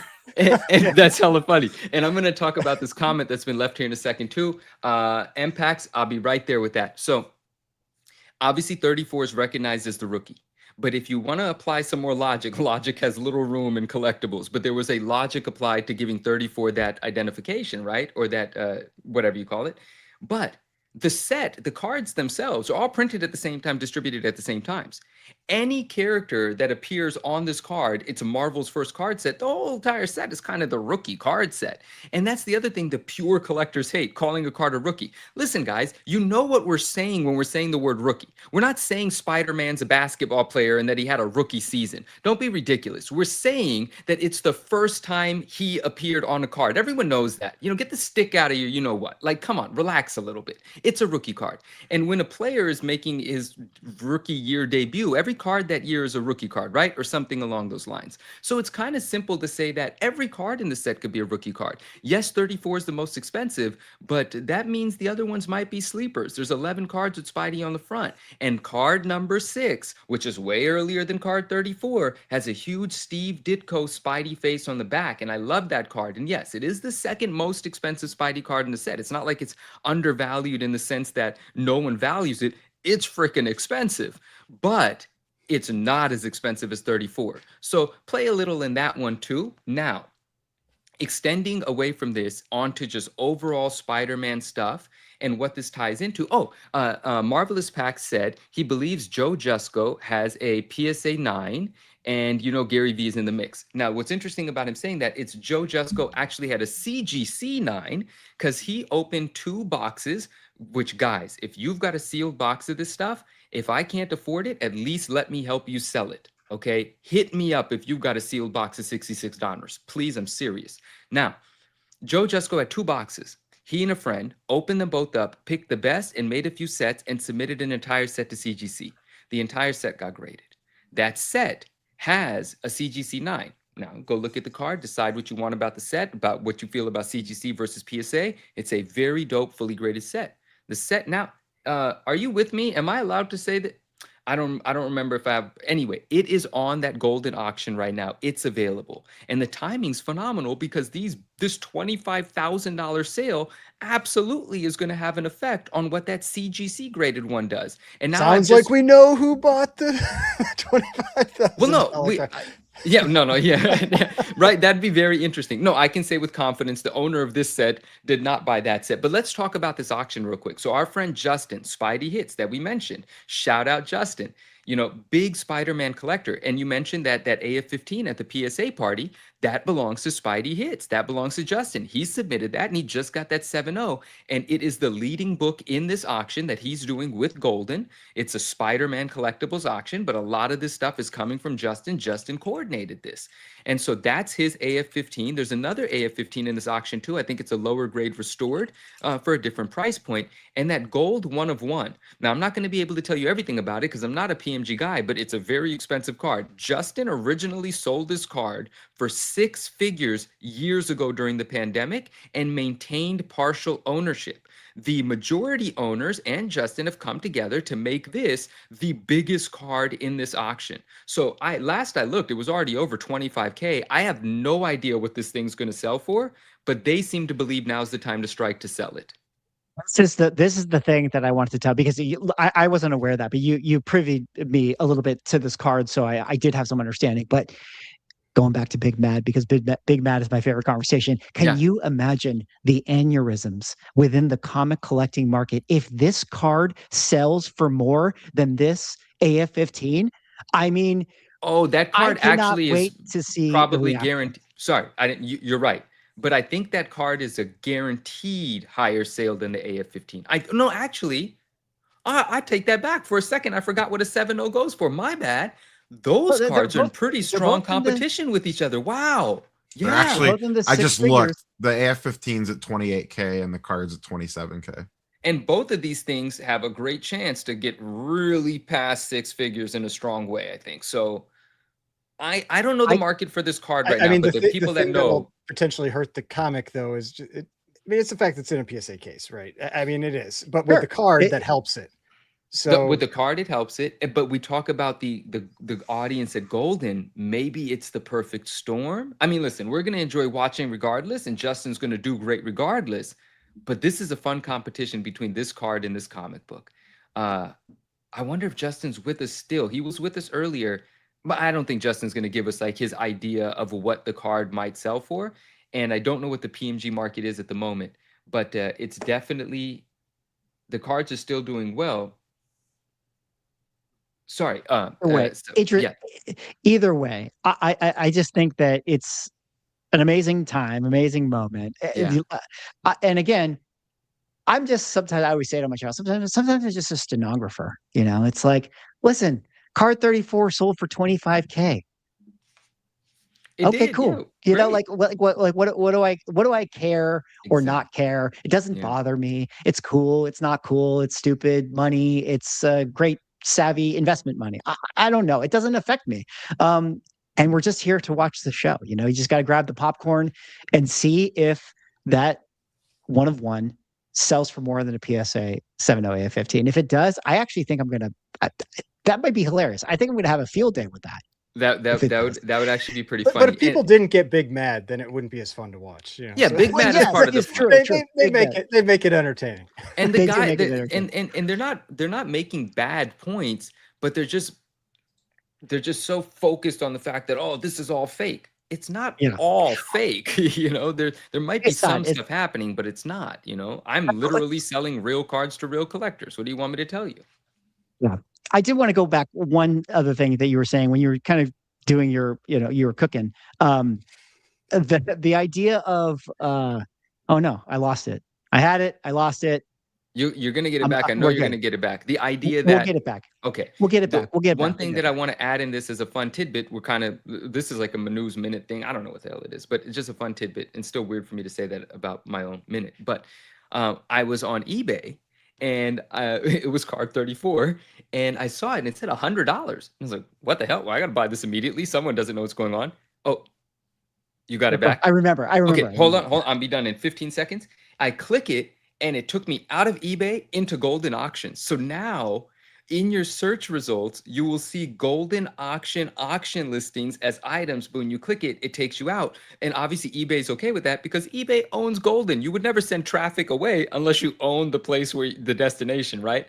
And so that's amazing. And again, this Spider-Man auction is happening on Golden. So a lot of those listings look like eBay listings until you click them. So there's a lot of things coming together to bring attention to this. What did you get back, Swag? Thing I wanted to talk about was, you know, that how people were making the accusations that it's like market manipulation, it's private sale, it's, you know, wash trading, whatever the case is.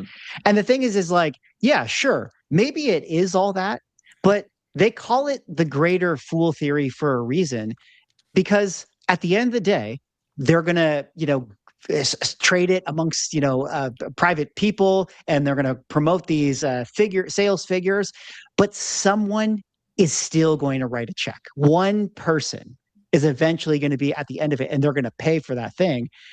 And that's real. So like, maybe, yes, yeah, maybe they FOMO'd people. Maybe they, you know, kind of did smoke and mirrors to get someone to think it's worth that. Yeah. But at the end of the day, that person still made that purchase. Yeah. So, you know, I don't know. I mean, it's real. It's real.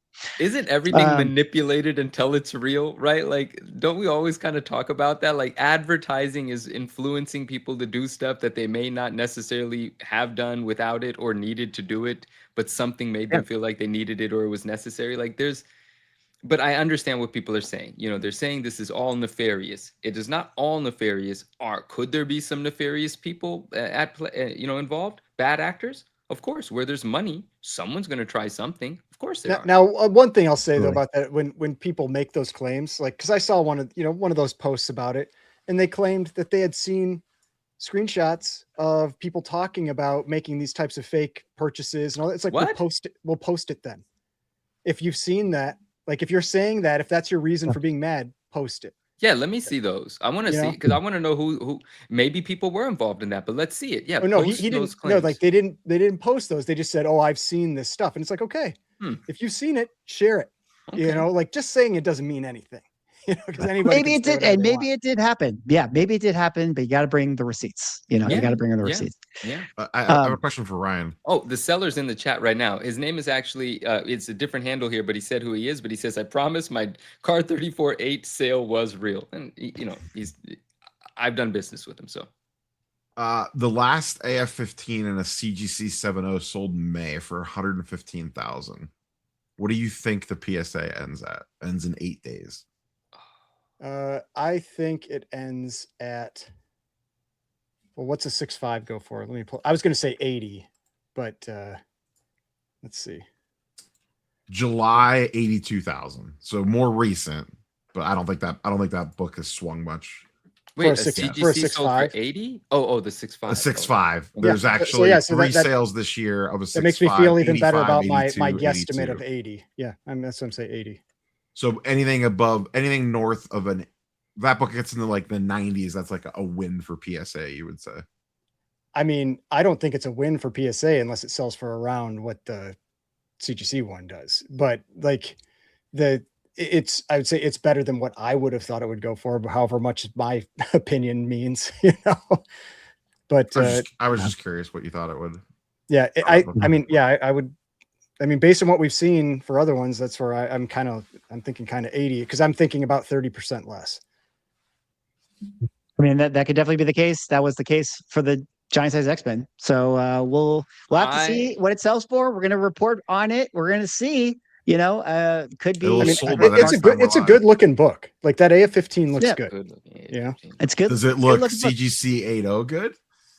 Well, that's the tough part, is like seeing it through a case. 7.5.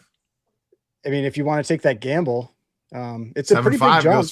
It's a pretty big jump. Last 7.5 sold in 2025 for 144,000. Yeah, no, it's a big jump. I think 7.5 into an 8. If you want to, I mean, I feel like your risk, if you got it at 80, your risk of crossing is very low. And so just for whatever people, you know, want to do with things like that, but it's still a ton of money, you know. Swag, you've held that book, correct? Or at least been like right next to it? Held it in my hands. Yes. I've seen it. Is it CGC 7.5? I've generally felt like CGC grades AF15's a bit soft, just because with the 8s and 8.5s that I've seen, I don't think that they don't look like 8s and 8.5s to me. And so I just think that book feels like it gets graded a little soft, which could benefit you potentially. I think so. Like look at the case, no, I don't think it would hit an 8. Looking at the case, looking at the book firsthand in person, not knowing what it looks like on the inside and all those things. And again, I'm not a pro grader, but to me, I look at it, I'm like, oh yeah, like this would get a 7. How much are you bidding on it, Swag? $79,000. I like it. I like it. Well, over at another auction house, I just wanted to bring this up because I thought it was interesting. And, you know, again, shout out to Heritage. They have a trading card sale coming up. And, you know, we were looking at those Flair Retros, but check this out. I didn't know if you knew about this, Manu, but 2013 Flair Retro Marvel PMGs, complete set of 42. I actually saw that set in person. It was international. Yeah, $14,000 current bid, actually $18,000 with the buyer's premium. But this could be a big sale that, you know, might actually happen in about 11 days. And then, you know, my personal favorite, set collectors are back. 1990 Marvel Impel, complete set of PSA 10, currently at 8,000. Cool. I feel like that's pretty cool. I mean, you know, these cards are definitely some of my favorites. And, you know, the holograms still really expensive, right? There's no holograms in this, right? Because if there's holograms in here, this is going to go for... Yeah, if there's holograms, that's a whole different bag of cats. No. Sorry, I don't think there's... Sorry, I just meant holograms in general for this 1990 They're set. Awesome, bro. They're awesome, yeah. Still very, very expensive. I've seen some decent price action on this set recently, surprisingly, too. Like some of the cards that you wouldn't expect to sell for $1,000 apparently are selling for $1,000. The base 10s, I got to look into that some more, but I did see some of that happening. That's kind of what I wanted to ask. And sorry, Ryan, I knew you had something, but you can jump back in here. Just kind of going back to like are we back? Spider-Man Brand New Day making $1 billion, the hype and all this sort of stuff. Shout out to Rohan, who's been secretly acquiring a bunch of original art for the, you know, Marvel Series 1s and 2s and 3s and that sort of thing. I just sort of wonder, do you feel like maybe this like resurgence, if we get a resurgence back into collecting from this like next audience who is watching Spider-Man Brand New Day, and maybe, you know, they're going to watch Doomsday and X-Men's going to be their MCU for the next 10 years. Will their collecting energy go into trading cards as opposed to comic books? I wonder if that actually might happen. I wonder if Marvel trading cards is actually going to get the heat from MCU hype. Wow, how come we never made that connection before? Well, and that was kind of what I was going to comment on the trading card stuff, is that just seeing how many cards that was, it's like 162 cards for one of those sets and 40.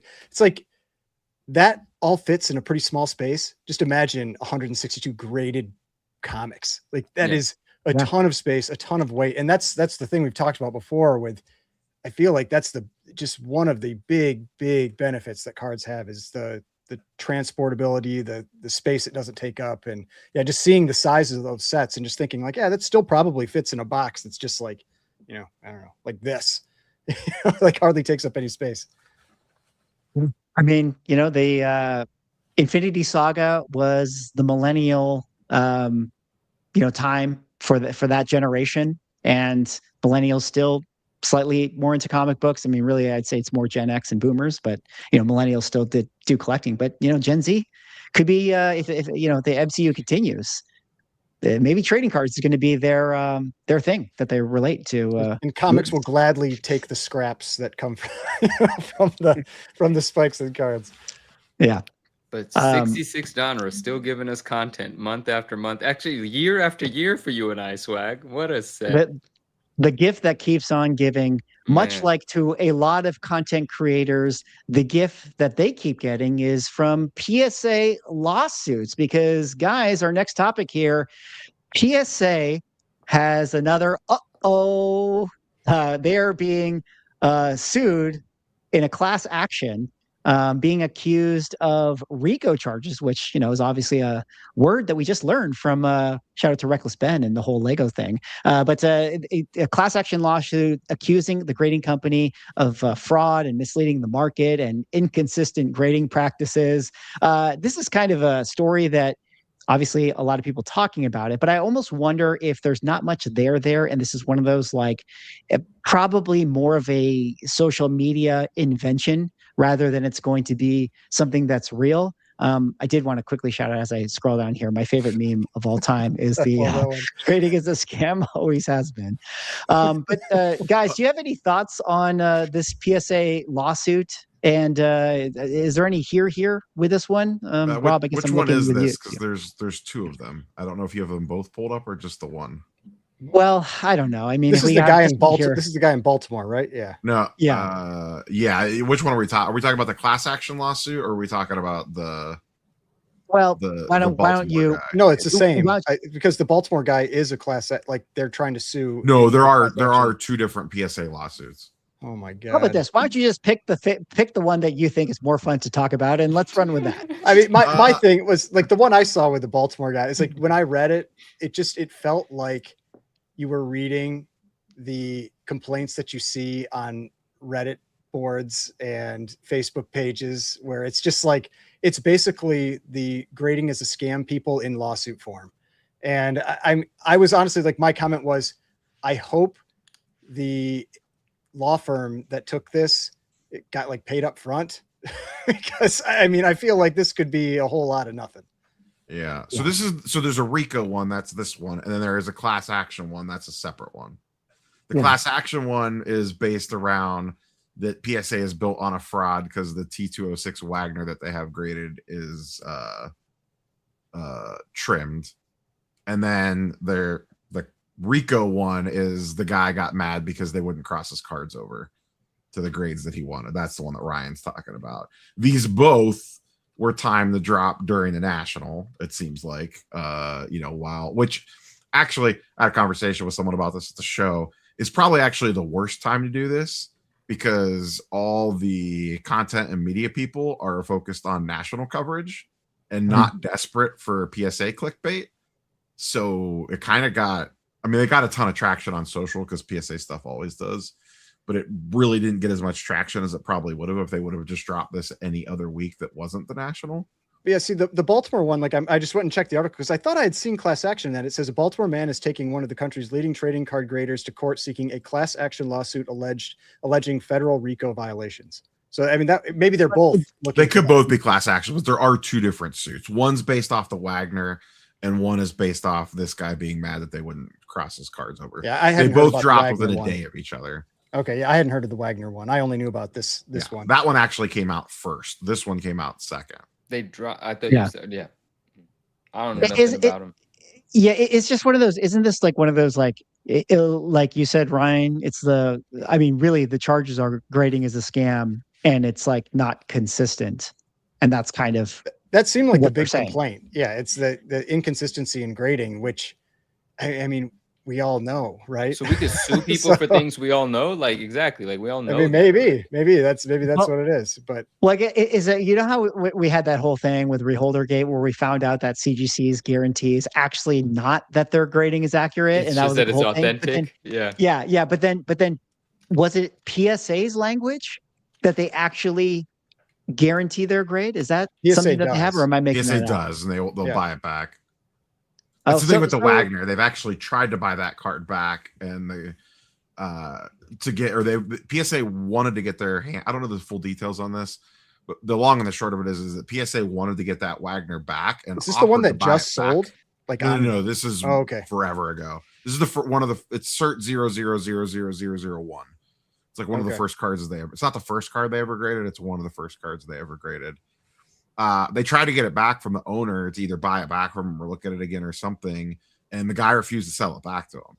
And now the speculation in the hobby, and this card's been around for decades, the speculation in the hobby is that it's actually worth way more because of the hoopla around it, like because of the story and the narrative and kind of what that card means and the history behind it.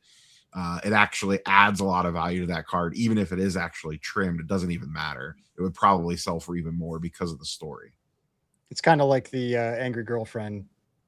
Yeah, it's an infamous card now, right, in the hobby, so it gets a premium almost if it ever sold because of that. Yeah, I mean, it makes sense. I mean, do you think that there's really anything here? I mean, I don't know if you've chatted with Paul Lesko or anything. I didn't have a chance to. Well, Lesko was at the National too. I didn't actually. This is one of the first years I didn't run into him. Everyone's focus was so much on that, but my quick take look at the Twitter lawyers were like, Lesko was. I did see Lesko had a thread on the Baltimore guy. And he was just kind of like, this doesn't look like it's going to hold up for very long. I mean, if it did, it would be real crazy when it comes to grading across the board with everything. That would be a huge nightmare for every single grading company that exists, not just cards and comics and everything. The implication from Lesko is that this doesn't make it past, like it's going to get thrown out almost immediately. Like whatever the first thing they have to do, it's basically not going to survive that. He doesn't have a lot of hope in this moving forward. That's the vibe I got from he has a big Twitter thread on it. You could probably pull it up and find it, but yeah, that one didn't seem like it had a lot of legs to it. I don't know if he did a thread on the other one or not. I've been so knee deep in the National that I was in that bubble for 5. You know how it is when you go to San Diego, nothing else exists. Totally. I wonder, I guess, this is probably one of those cases where like the implication is so huge that, I feel like, it makes for great clickbait videos, but nothing's probably going to come of it. Yeah. And most judges or people would throw this out and be like, like, what is this? We can't, this is just like a ridiculous precedent that if you set this, it's sort of like, when we talk about, will it one day be that Topps trading cards are viewed as gambling, which sure, maybe you could make this technical argument, but it's like the implication is so huge for every trading card company or every company that makes trading cards. Yeah. Are they willing to destroy industries for it? Because that's what it would do. Yeah, essentially. So I don't know. Interesting story. Thought it would be kind of worth highlighting. I will say that it does kind of go into the the content creator pipeline media machine, where it's like, anytime there is a, juicy potential story like that, everybody gets salivating, and I guess we're not innocent of that because, hey, we're talking about it right now. But before we move on to kind of the final topic of the show as we wrap up here, we did have a few super chats. Shout out to David Snyder Norma with the 199 that has a bunch of questions for Neo here. Neo, did you see any metal cards at the National? Yeah, I saw that set that you showed on Heritage earlier. And there were some scattered around in cases, but so was Heritage there then? Oh yeah, Heritage has a huge display at the National every year. They had a bunch of crazy Star Wars stuff, like props, like Darth Maul's lightsaber from Phantom Menace is up for auction. I think nice. Was at the show. There was a bunch of other stuff. They have some big Disney auction that's coming up too. I just got in the mail. Some of that stuff was for there. Some reason. Yeah, some of that stuff was there. Heritage always has a massive. Heritage essentially usually has a museum, like a mini museum at the National every year. That's actually really cool. I mean, just for that alone, because, I'm obviously going to all the comic shows. So, Heritage has a massive presence, and they're usually bringing original comic art and comics. They actually have some original Magic the Gathering art. It's in my video from today. Actually, I walked through the Heritage booth. I was gonna say, Mickey, his ears just it's probably up. If you go to pull up Heritage and search Magic the Gathering art, it probably is up. Usually, they're showing stuff that's up for auction. I would like to see that in person. But yeah, that's actually really cool. All right. Well, David has another 199 here. He says, Neo, do you like Detroit more or than Chicago? I haven't been to Detroit in forever, so I'll default Chicago, but I don't have a lot of And then but that's good because he follows up with another 199 says, you're moving to Chicago. No. Definitely don't want to go to Chicago. Last one for David here with another 199 says, Neo, is a PSA Plano, Texas submission location inevitable? I would assume it. Well, maybe not, because they don't currently accept drop-off submissions at Florida. They do at Jersey, I think, sometimes. So maybe. I don't know. You're right. They do in Jersey sometimes. They do have drop-off. Yeah, they do like walk-in Wednesdays, it's called, but I think they've cut back on them partially because of the backlog. Like I think the grading companies would love to do a lot of this stuff, but they're so backlogged right now. It's like, why? We barely have time to grade what we have, let alone do these like extra convenience things. Yeah. Are we at the live selling portion of the show? Is it auction time? It's time for us to sell stuff? No. Oh, my bad. Are we selling stuff? No, what do you got? What do you got for sale? Everything. Something? I need to sell everything. I need to make a bunch of money. I got plenty of stuff. Donruss. I do sell stuff too. No. I need to stop selling $66 for a while. Swag, sell something. I got a 9.6 Spawn VHS. Okay, but anyway. All right. Well, we're to slide into the DMs later on. If you're interested in a 9.6 Spawn VHS. But as we kind of wrap up the show, I wanted to address this. I thought that this was cool, but I thought maybe it'd be fun to go back to Speculation Town because we were doing speculation. But friend of the channel, Jeremy Padua, put out a recent reel that was pretty interesting. I mean, it got a ton of views, and he actually did a 6 collectibles that he's predicting in 10 years are going to be, increasing in value. And hey, shout out to Jeremy. I mean, he called a lot of the Pokemon stuff. He called a lot of, I guess he called manga in a way, although, maybe you could argue. Well, created. Yeah, I was going to say. You might say he created That's how this the Pokemon as well. Yes, it's how it works. It is what it is. But let's play the game, guys. Let's play the game and let's see if he's going to be able to create this.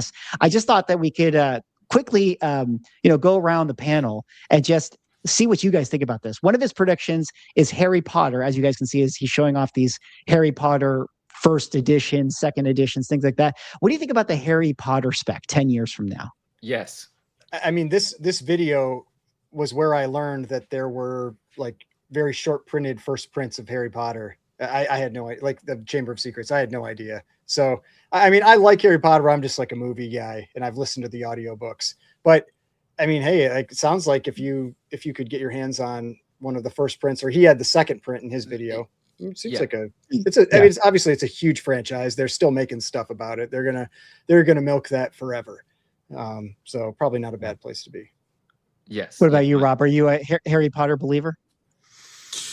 I think it'll probably depend on. There's a new HBO show coming for that, so that could potentially impact that. If it's really good, it could drive it. I think people are a little skeptical of that going in. So if that show tanks, it could be a little bit of a boat anchor around that, but it is a massive franchise, so it's hard to deny the power of Potter. The power of Potter. Oh, he's got the power tattoo. of Potter. You like I myself am a fan of books. I think books are cool. Like first edition Lord of the Rings or old. I tried to get you guys to talk about the Odyssey last show, but nobody wanted to talk about it. No, you got it now, though. We're here with you. I believe in Harry Potter first editions. Okay, his second prediction here is vintage toys. Just a bigger, broader category. He's showing some wrestling toys. What do you guys think about toys? I got to be honest. I am not a toy fan. Can I show? Like some of this stuff was already taken off. Like, yeah, I'm also not a toy guy, but toys I thought had been pretty huge. So I'm less in on his, like, what is it, like 10x in 10 years or something? I don't see that for toys. I don't see. He thinks it's growing. He thinks it's undervalued, I suppose is what he would argue. Well, but I think he did say 10x in 10 years though, and he was like, we'll revisit, then. And I don't see, like, Harry Potter first editions. Like, I could see that doing something like that, but toys, maybe there's some, like, you could cherry pick, but I see a lot of like graded vintage toys already sell for a shit ton. So they do. I don't feel like that's like, a sleeping giant or anything like that. It's not like manga where no one was like paying super close attention to it and then it went ballistic. Like, crazy vintage toys already sell for a crap ton, especially like Star Wars and G.I. Joe stuff. Yep, that's where I pretty much see it at. Oh, but not only that, I mean, like there's some stuff that I look for that sells well, even ungraded. Like, for instance, obviously during the 90s, KB Toy Store and all that, and Spider-Man animated series, and that's kind of my avenue, and X-Men. There's like just weird, rare boxed toys, kind of like this Venom costume thing that you would buy at the toy store, and it sells for over $1,000 when a clean sealed one shows up. And people don't really know that market exists, but it's a niche market. It definitely exists. Toy hunters know what's more scarce, what's more rare, so on and so forth. I don't know if the entire toy market goes, but was that his thesis exactly, or was he specifically talking about some different kind of toy? Because I remember when I watched this. No, he was being very generic in his statements. Okay. He mentioned his history as somebody that used to work within the toy industry, and he just had held up wrestling toys that he himself actually worked on. He made that one. He was using it as an example of like just generally the toy market, adult toys, so to speak. But okay, we heard about toys. His third one here, as you guys can already see, graded vinyl. What do you guys think about this one? I feel like graded vinyl is like comics. Like I don't see 10x in 10 years graded vinyl. Like, what the fuck is that case? What the hell? Yeah, he talked about it. Some special like joint case. Yeah, he was talking about it in the video. But the I don't know. I can see it being something that continues demand, but if you're making the argument of people aging out of things, I think vinyl falls into that camp too. Yeah, records are meant to be listened to. Also, yes, records are meant to be listened to. Totally. Well, like I will say that like vinyl has become cool, and a lot of like younger kids do like to grab vinyl and all that sort of thing. But I feel like vinyl's like vintage Magic the Gathering though. People don't want it graded; they want to be able to listen to it. Like vintage Magic, people buy it because they actually want it for their decks. That's what I learned from Nicolas Cage in The Rock. You gotta 100%. listen to it. Yeah, true. With what's her face on his lap. Sorry, Minu, I'll let you jump in. I think like you said, Ryan, with the comics thing, I think that this just has a size problem. I actually think that having them be graded is going to be too cumbersome for it to ever. Even more space those things are taking up. One of the things that I find interesting about it is, because I have a friend that is getting into other kinds of collectibles, but comes from the vinyl world. So he educated me a little bit about vinyls. And apparently a lot of the good rare stuff has already done its 10x in 10 years. It's already done these crazy moves. Like some vinyl has already gotten very expensive ungraded. So does grading vinyl, getting into the grade scarcity aspect of it, the high grade collectible aspect of it, does that put another 10x on some things in 10 years? I really don't know. There are some vinyl that is it called vinyl when it's plural or vinyls? I don't know. I think vinyl is both singular and plural. Yeah, there's some vinyl that I don't remember ever owning the vinyl of, but there was vinyl in circulation to go along with even the CDs in the 90s for some stuff. And I've seen it get incredibly expensive, incredibly tough to find without ever being graded. And outside of vinyl, I do know that people are grading obviously cassette tapes and CDs, and I'm seeing some of the 90s hip hop stuff go crazy, you know, like the Notorious B.I.G. first album, and so on and so forth. Like me personally, I would love to have like a Reasonable Doubt, a Jay-Z Reasonable Doubt in a high grade graded. I don't have any graded CDs or vinyl or anything, but I wouldn't mind owning it. But some of the stuff already got really expensive without being graded. I would be curious to know what grading introduces to it. Yeah, absolutely. CDs I could see. Vinyl, I think that maybe it's like more of like a pure collector thing. So I don't really know. Okay, his next pick right here, magazines, specifically rookie magazines. He was talking about how this format for sure, but then like I think he made mention of like, oh, this is the first Hank Aaron magazine. So like when people start to, apply the rookie idea, what do you guys think about magazines as a possibility? Or I like that one more. Not just magazines in general, but specifically that tight market where the first cover and that kind of thing. I do like that more. But yeah, it's the same problem though. Those like magazines are big and graded magazines are really big, and nobody likes those cases. Even if the cases are nice, like nobody likes dealing with them. They're a pain to store, pain to display. That's the big downside. I mean, that's PSA's. I think that's PSA's market to own. They're already doing very well in graded sports magazines. But yeah, I have been seeing graded magazines. They've been doing fairly well recently, so that one wouldn't surprise me. Okay. You know you're in on the graded magazines. Oh, I'm in on the graded magazines. Absolutely. All right. Next up, his next prediction. Mickey, I think something happened with your mic. I don't know if you switched mics. Hold on a second. We can hear you, but like barely. I'll say it while you're figuring that out. I'll say on mangas, which is the next thing there. It feels like that already happened. Like, haven't we just lived that moment in the last 3 months? Like, yeah. I mean, if like if the first One Piece jumps another 10x, I mean, good God, it's going to be like. Maybe it will. Who knows? It'll be like $100 million book or something. Because Jeremy hasn't 10x'd his investment yet. He's the guy that 10x'd other people's investment so far. So he has to get his 10x in 10 years out of it. But I mean, like I've said before, I with manga, I don't know what the collector base is. The properties are very, very popular. I just don't know what the collector base is for paying tens of thousands, hundreds of thousands, whatever it is for those, those graded books. But I feel like it's not impossible. It's definitely one that could happen, but I need more time on the market to see what really is out there and what people are really willing to pay. Well, yeah, I agree with you. Well, Swag is busy, and I don't think this is. I'm gonna my VHS 10x in 10 years. But also, no, I just want to respond to someone's comment because someone was like, the Spawn VHS is. We're getting feedback. Yeah, now we're getting feedback. Swag. Someone said the Spawn VHS is perfect for grading because no one ever wanted to watch it. I just want to say this isn't the Spawn movie, which that's such a disrespectful thing to say, but no, because I love Spawn. This is Stan Lee Presents the Comic Book Greats, and he interviewed Todd McFarlane.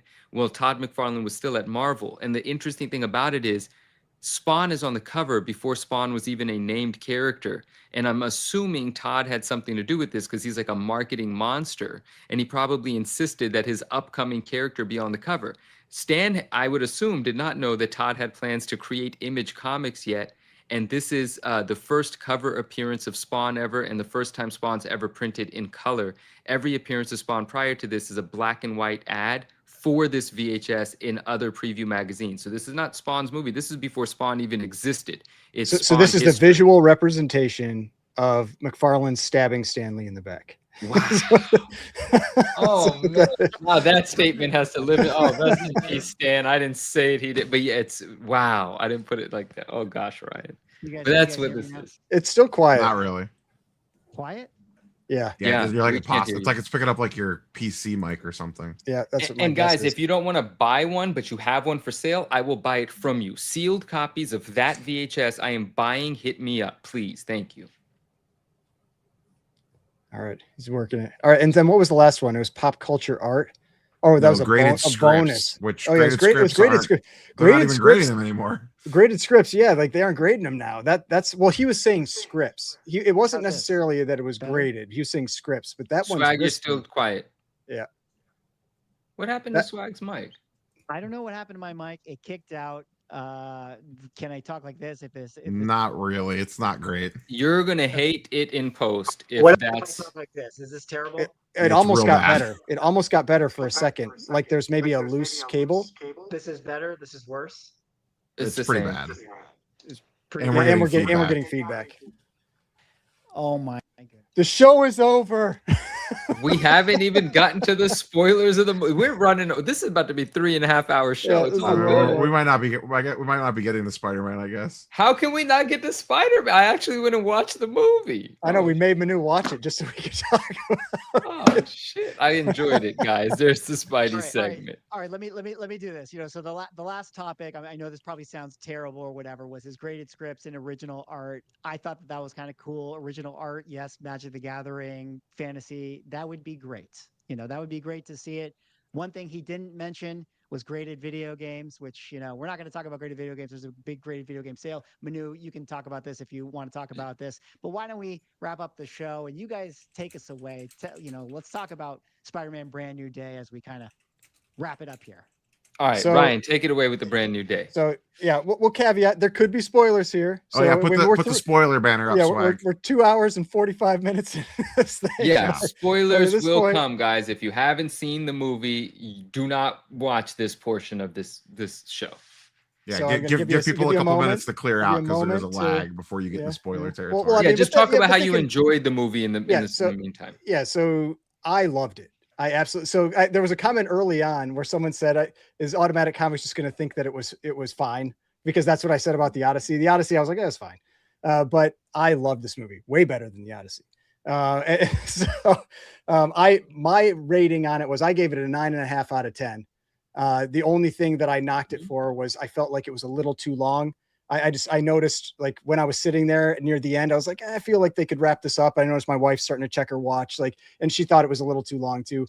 But I loved the character development. I loved the action sequences. Bit of a spoiler here. When the battle scene with Spider-Man and Hulk was top notch. Like that's in the commercial. So it was awesome. But it was really good. The other thing that I really liked because I went into this knowing very, very little about this movie. I really liked how much the Punisher was in it.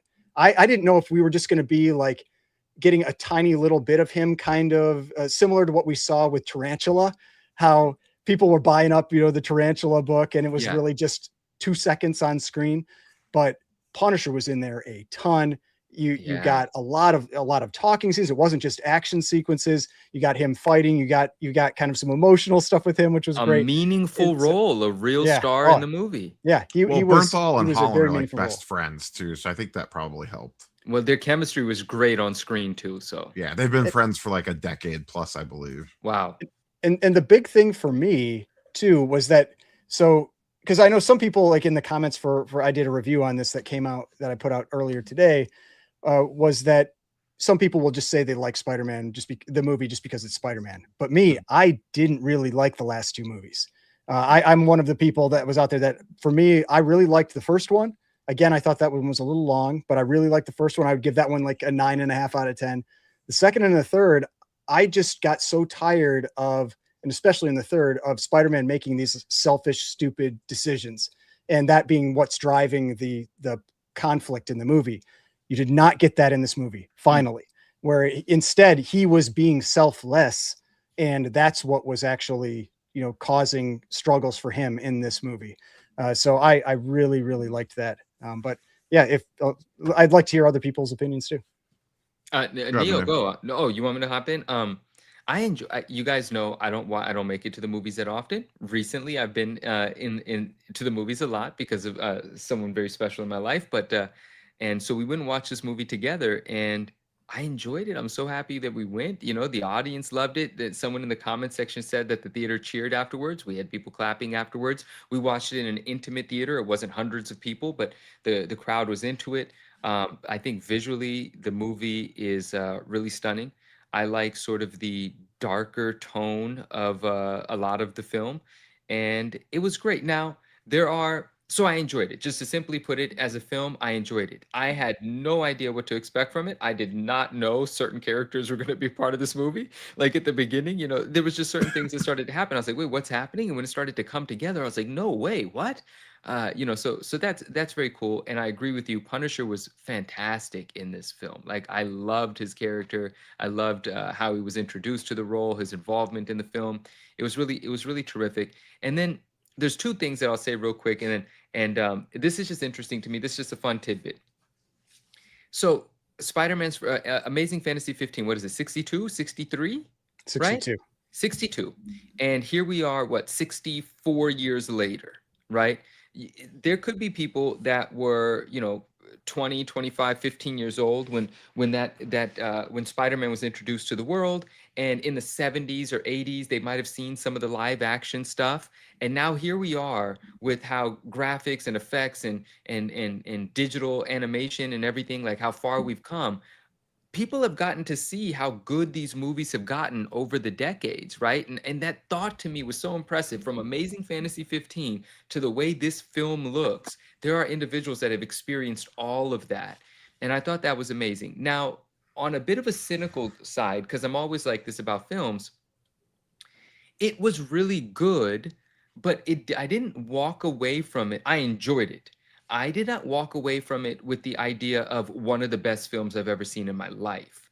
And I've heard some people say that. And it could be uniquely me, where I have an inability to appreciate what most people do. There's plenty of shows people love, and I watch them and I think, what the hell, what a waste of time. I'm not going to watch this again. There's, things that people find really funny that I think are really stupid, all kinds of stuff. So it's a very me thing. Is this one of the greatest films, just as films? Am I off base in saying I didn't walk away thinking? No, I mean, I would say it's a great MCU one of the greatest. Movie. It's not a good overall movie. One of the greatest comic book movies that's ever been made. I'm happy with yes. I'm there with that. There was elements in this that makes it so much worth watching, so fun, great experience. And there you go, and I thought it was cool. It's like I would say it's a fringe top 10 comic book movie if you're including like the Nolan Batmans and that. Oh, okay, got it. Because in terms of MCU, now Grant, I mean both Avengers movies are better, like the Infinity War and Endgame are better. I would argue Civil War and Winter Soldier I would not put Endgame above it, because Endgame, to me, the only thing I really like about Endgame is the last 45 minutes. I do not like time travel in these movies. I think it causes all the problems that we have. I don't like stuff. Yeah, like I think the community would put it above it. But Infinity War, I watched that earlier today. Oh my God, that movie is so good. Infinity War is strange, friggin' awesome. Stark Spider-Man sequence in Infinity War is my favorite section of any Marvel movie ever. Like when they're on the ship, like from when they're fighting in the city, or the entire thing in general. Just that interaction between when Strange and Stark interact for that first 10 minutes. It's just like, that's the magic right there. I was going to say, how can you guys hear me okay? It's better than what it was, but it's still not fantastic. I'm on my phone, otherwise known as Potato Mic right now. So and it sounds like it. It's fine, we can hear you though. At least you can hear me. I did want to +1, Rob. Those scenes are great, and I think the Doctor Strange Thanos interactions is maybe my favorite scene in all of the MCU. When they were just having their conversation and then leading to their fight. But yeah, I didn't know if you had weighed in officially, Rob, with your. I do like Infinity War better than Endgame. No, I really liked it. I think it was really, really good. It's not one of the best movies of all time. It's one of the better MCU movies, absolutely, for sure. I'm a little torn. I liked that we didn't get the MJ payoff in the way that a lot of movies probably would have put them back together again at the very end, and I like that they didn't do that. I like the early plot twists where they do that. I don't want to get super spoilerly, but where the Sadie Sink thing happens with MJ, that was cruel. That was mean. I kind of had a feeling that's what was going to happen. I thought it was like, at first I thought it was legitimately her, and I was like, oh my God, that's what you were talking about. My bad. Brutal. Yeah. That was a gut punch and a half. You felt that one, even if you were like kind of thinking like, oh, maybe she did get in there, and then you get the punch in the gut on that one. I don't think I was the only person in the theater that said, "Oh shit," the moment you realized. You know what I mean? Yeah. I know that we got the Kamala Khan mutant line, at the end of Miss Marvel or whatever. And I don't know how many people even watched that show, but everyone saw the payoff on that. And it's an interesting way to introduce Sadie Sink's character. I'll say that we'll get spoily, but I don't want to completely throw it out there. But the Sadie Sink character introduction, to do that through a Spider-Man movie and where that kind of goes next, I think was an interesting place to put, one of the key members of that team. And I'll say a lot of the people in my audience including myself, did not see that coming. You heard audible shock in the theater when it was revealed. Yeah. Really? I just assumed most people knew, no, I didn't know for sure, but I didn't even know she was in that movie. Really? I didn't know who Sadie Sink was. And in the group chat, when you kept saying Sadie Sink, I was like, what's a Sadie Sink? And now I realized the actress's name. I feel like because we're in the collectible world, you can't help but hear that, maybe she's playing a certain character. So I kind of expected it to be that. So it wasn't like a twist for me. I guess you could say that it was ruined for me, but I just knew that that was on the table. Wow. It helps that she looks exactly like her. I knew she had been cast, but I did not know she was in that movie, and they don't show her face until super late. Yeah. Can I say something about it? It's I hear so overall, I really like the movie. I definitely have my critiques and stuff. I heard you say like top level, so cool to see Spider-Man just doing Spider-Man-y things, buffed up power, being the actual crime fighter. That was awesome just to see that. I love seeing the return of a certain big character who's very, very strong.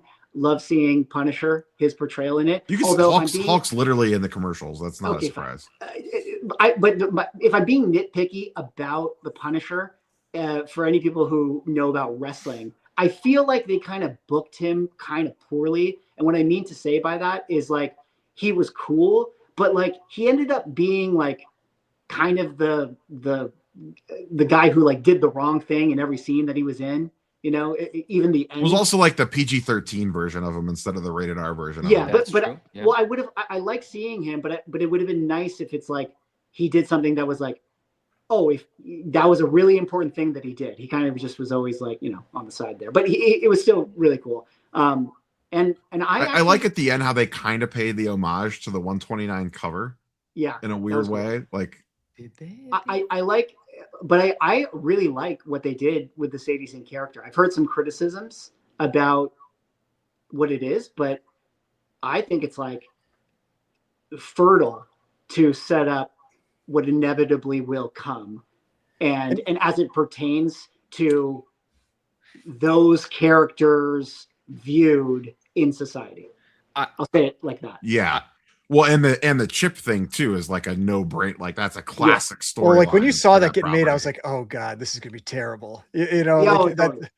Especially getting in the hands of Damage Control and all that. Oh God. I would like. So do we think Damage Control is just the precursor to the Sentinel program? Is that just? It might be, but is that guy the new Bolivar Trask essentially?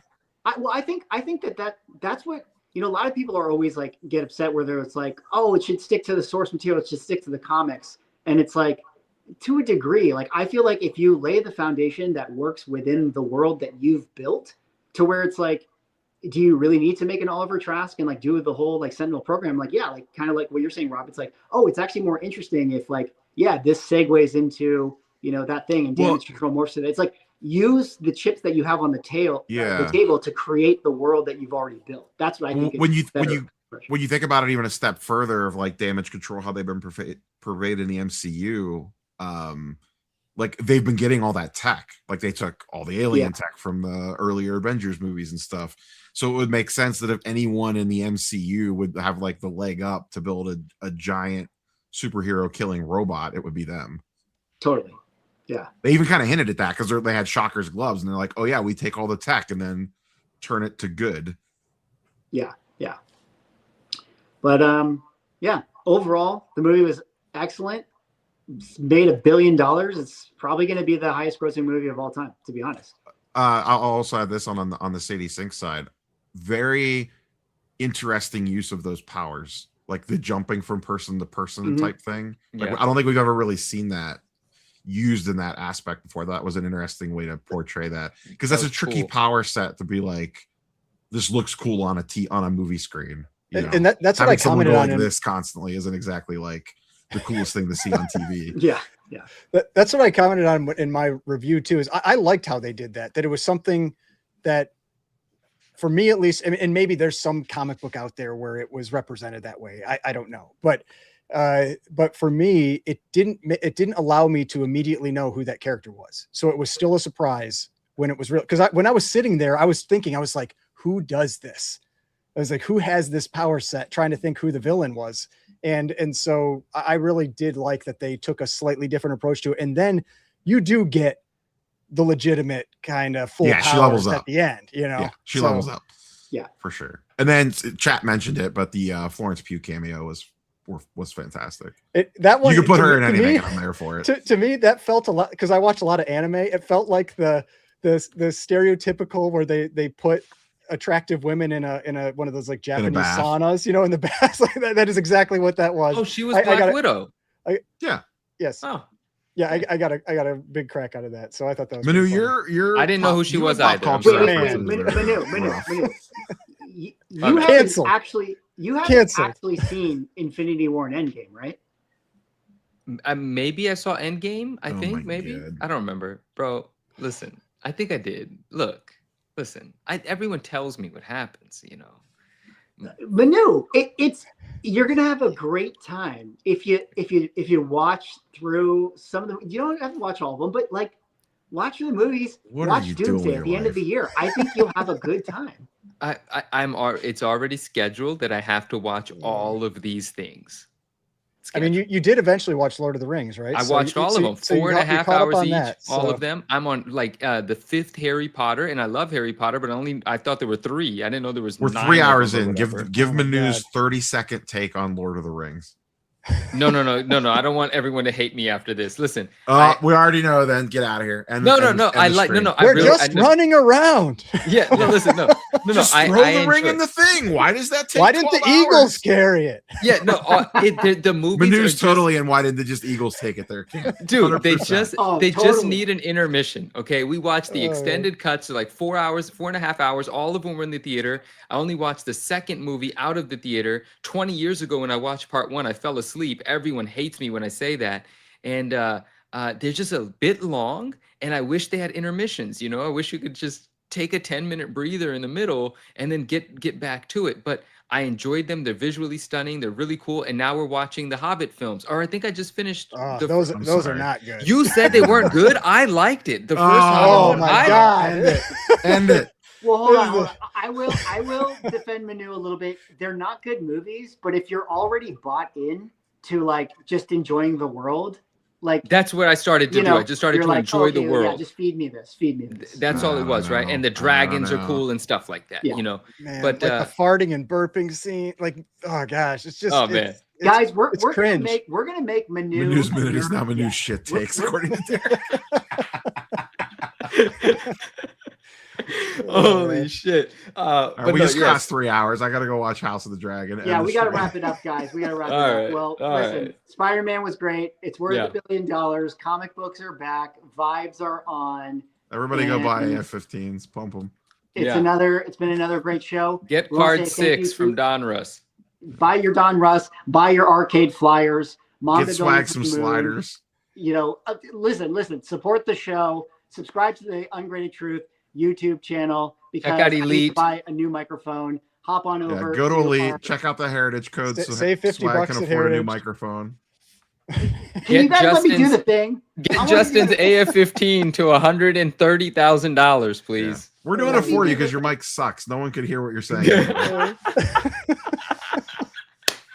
They got to go support our sponsors so I can get a new microphone. Remember, shout out to Heritage Auction. Link in the description. Exclusive offer, $50 off on your first order. Also, head on over to Elite Comics 11. Follow their Instagram account. And remember, special offer. The first person that claims the book and lets Ali know that they came over from the Ungraded Truth, you're going to get that copy of Dork #1 signed by Brett Bean himself. I can't believe it hasn't happened yet. Maybe it has. It may have already happened. Go start a GoFundMe for Swag's microphone replacement. Yeah. Until then, guys, thanks so much for watching. We'll see you all on the next show. Detective Comics set a record for 1.8 million. Nobody really cares. Who are annoyed that people are asking them questions, is this book bad? That question didn't exist a year ago. Somebody's submitting like 25 vintage books and getting 15 9.9s. We always think, how can it ever get crazier? And then it always does.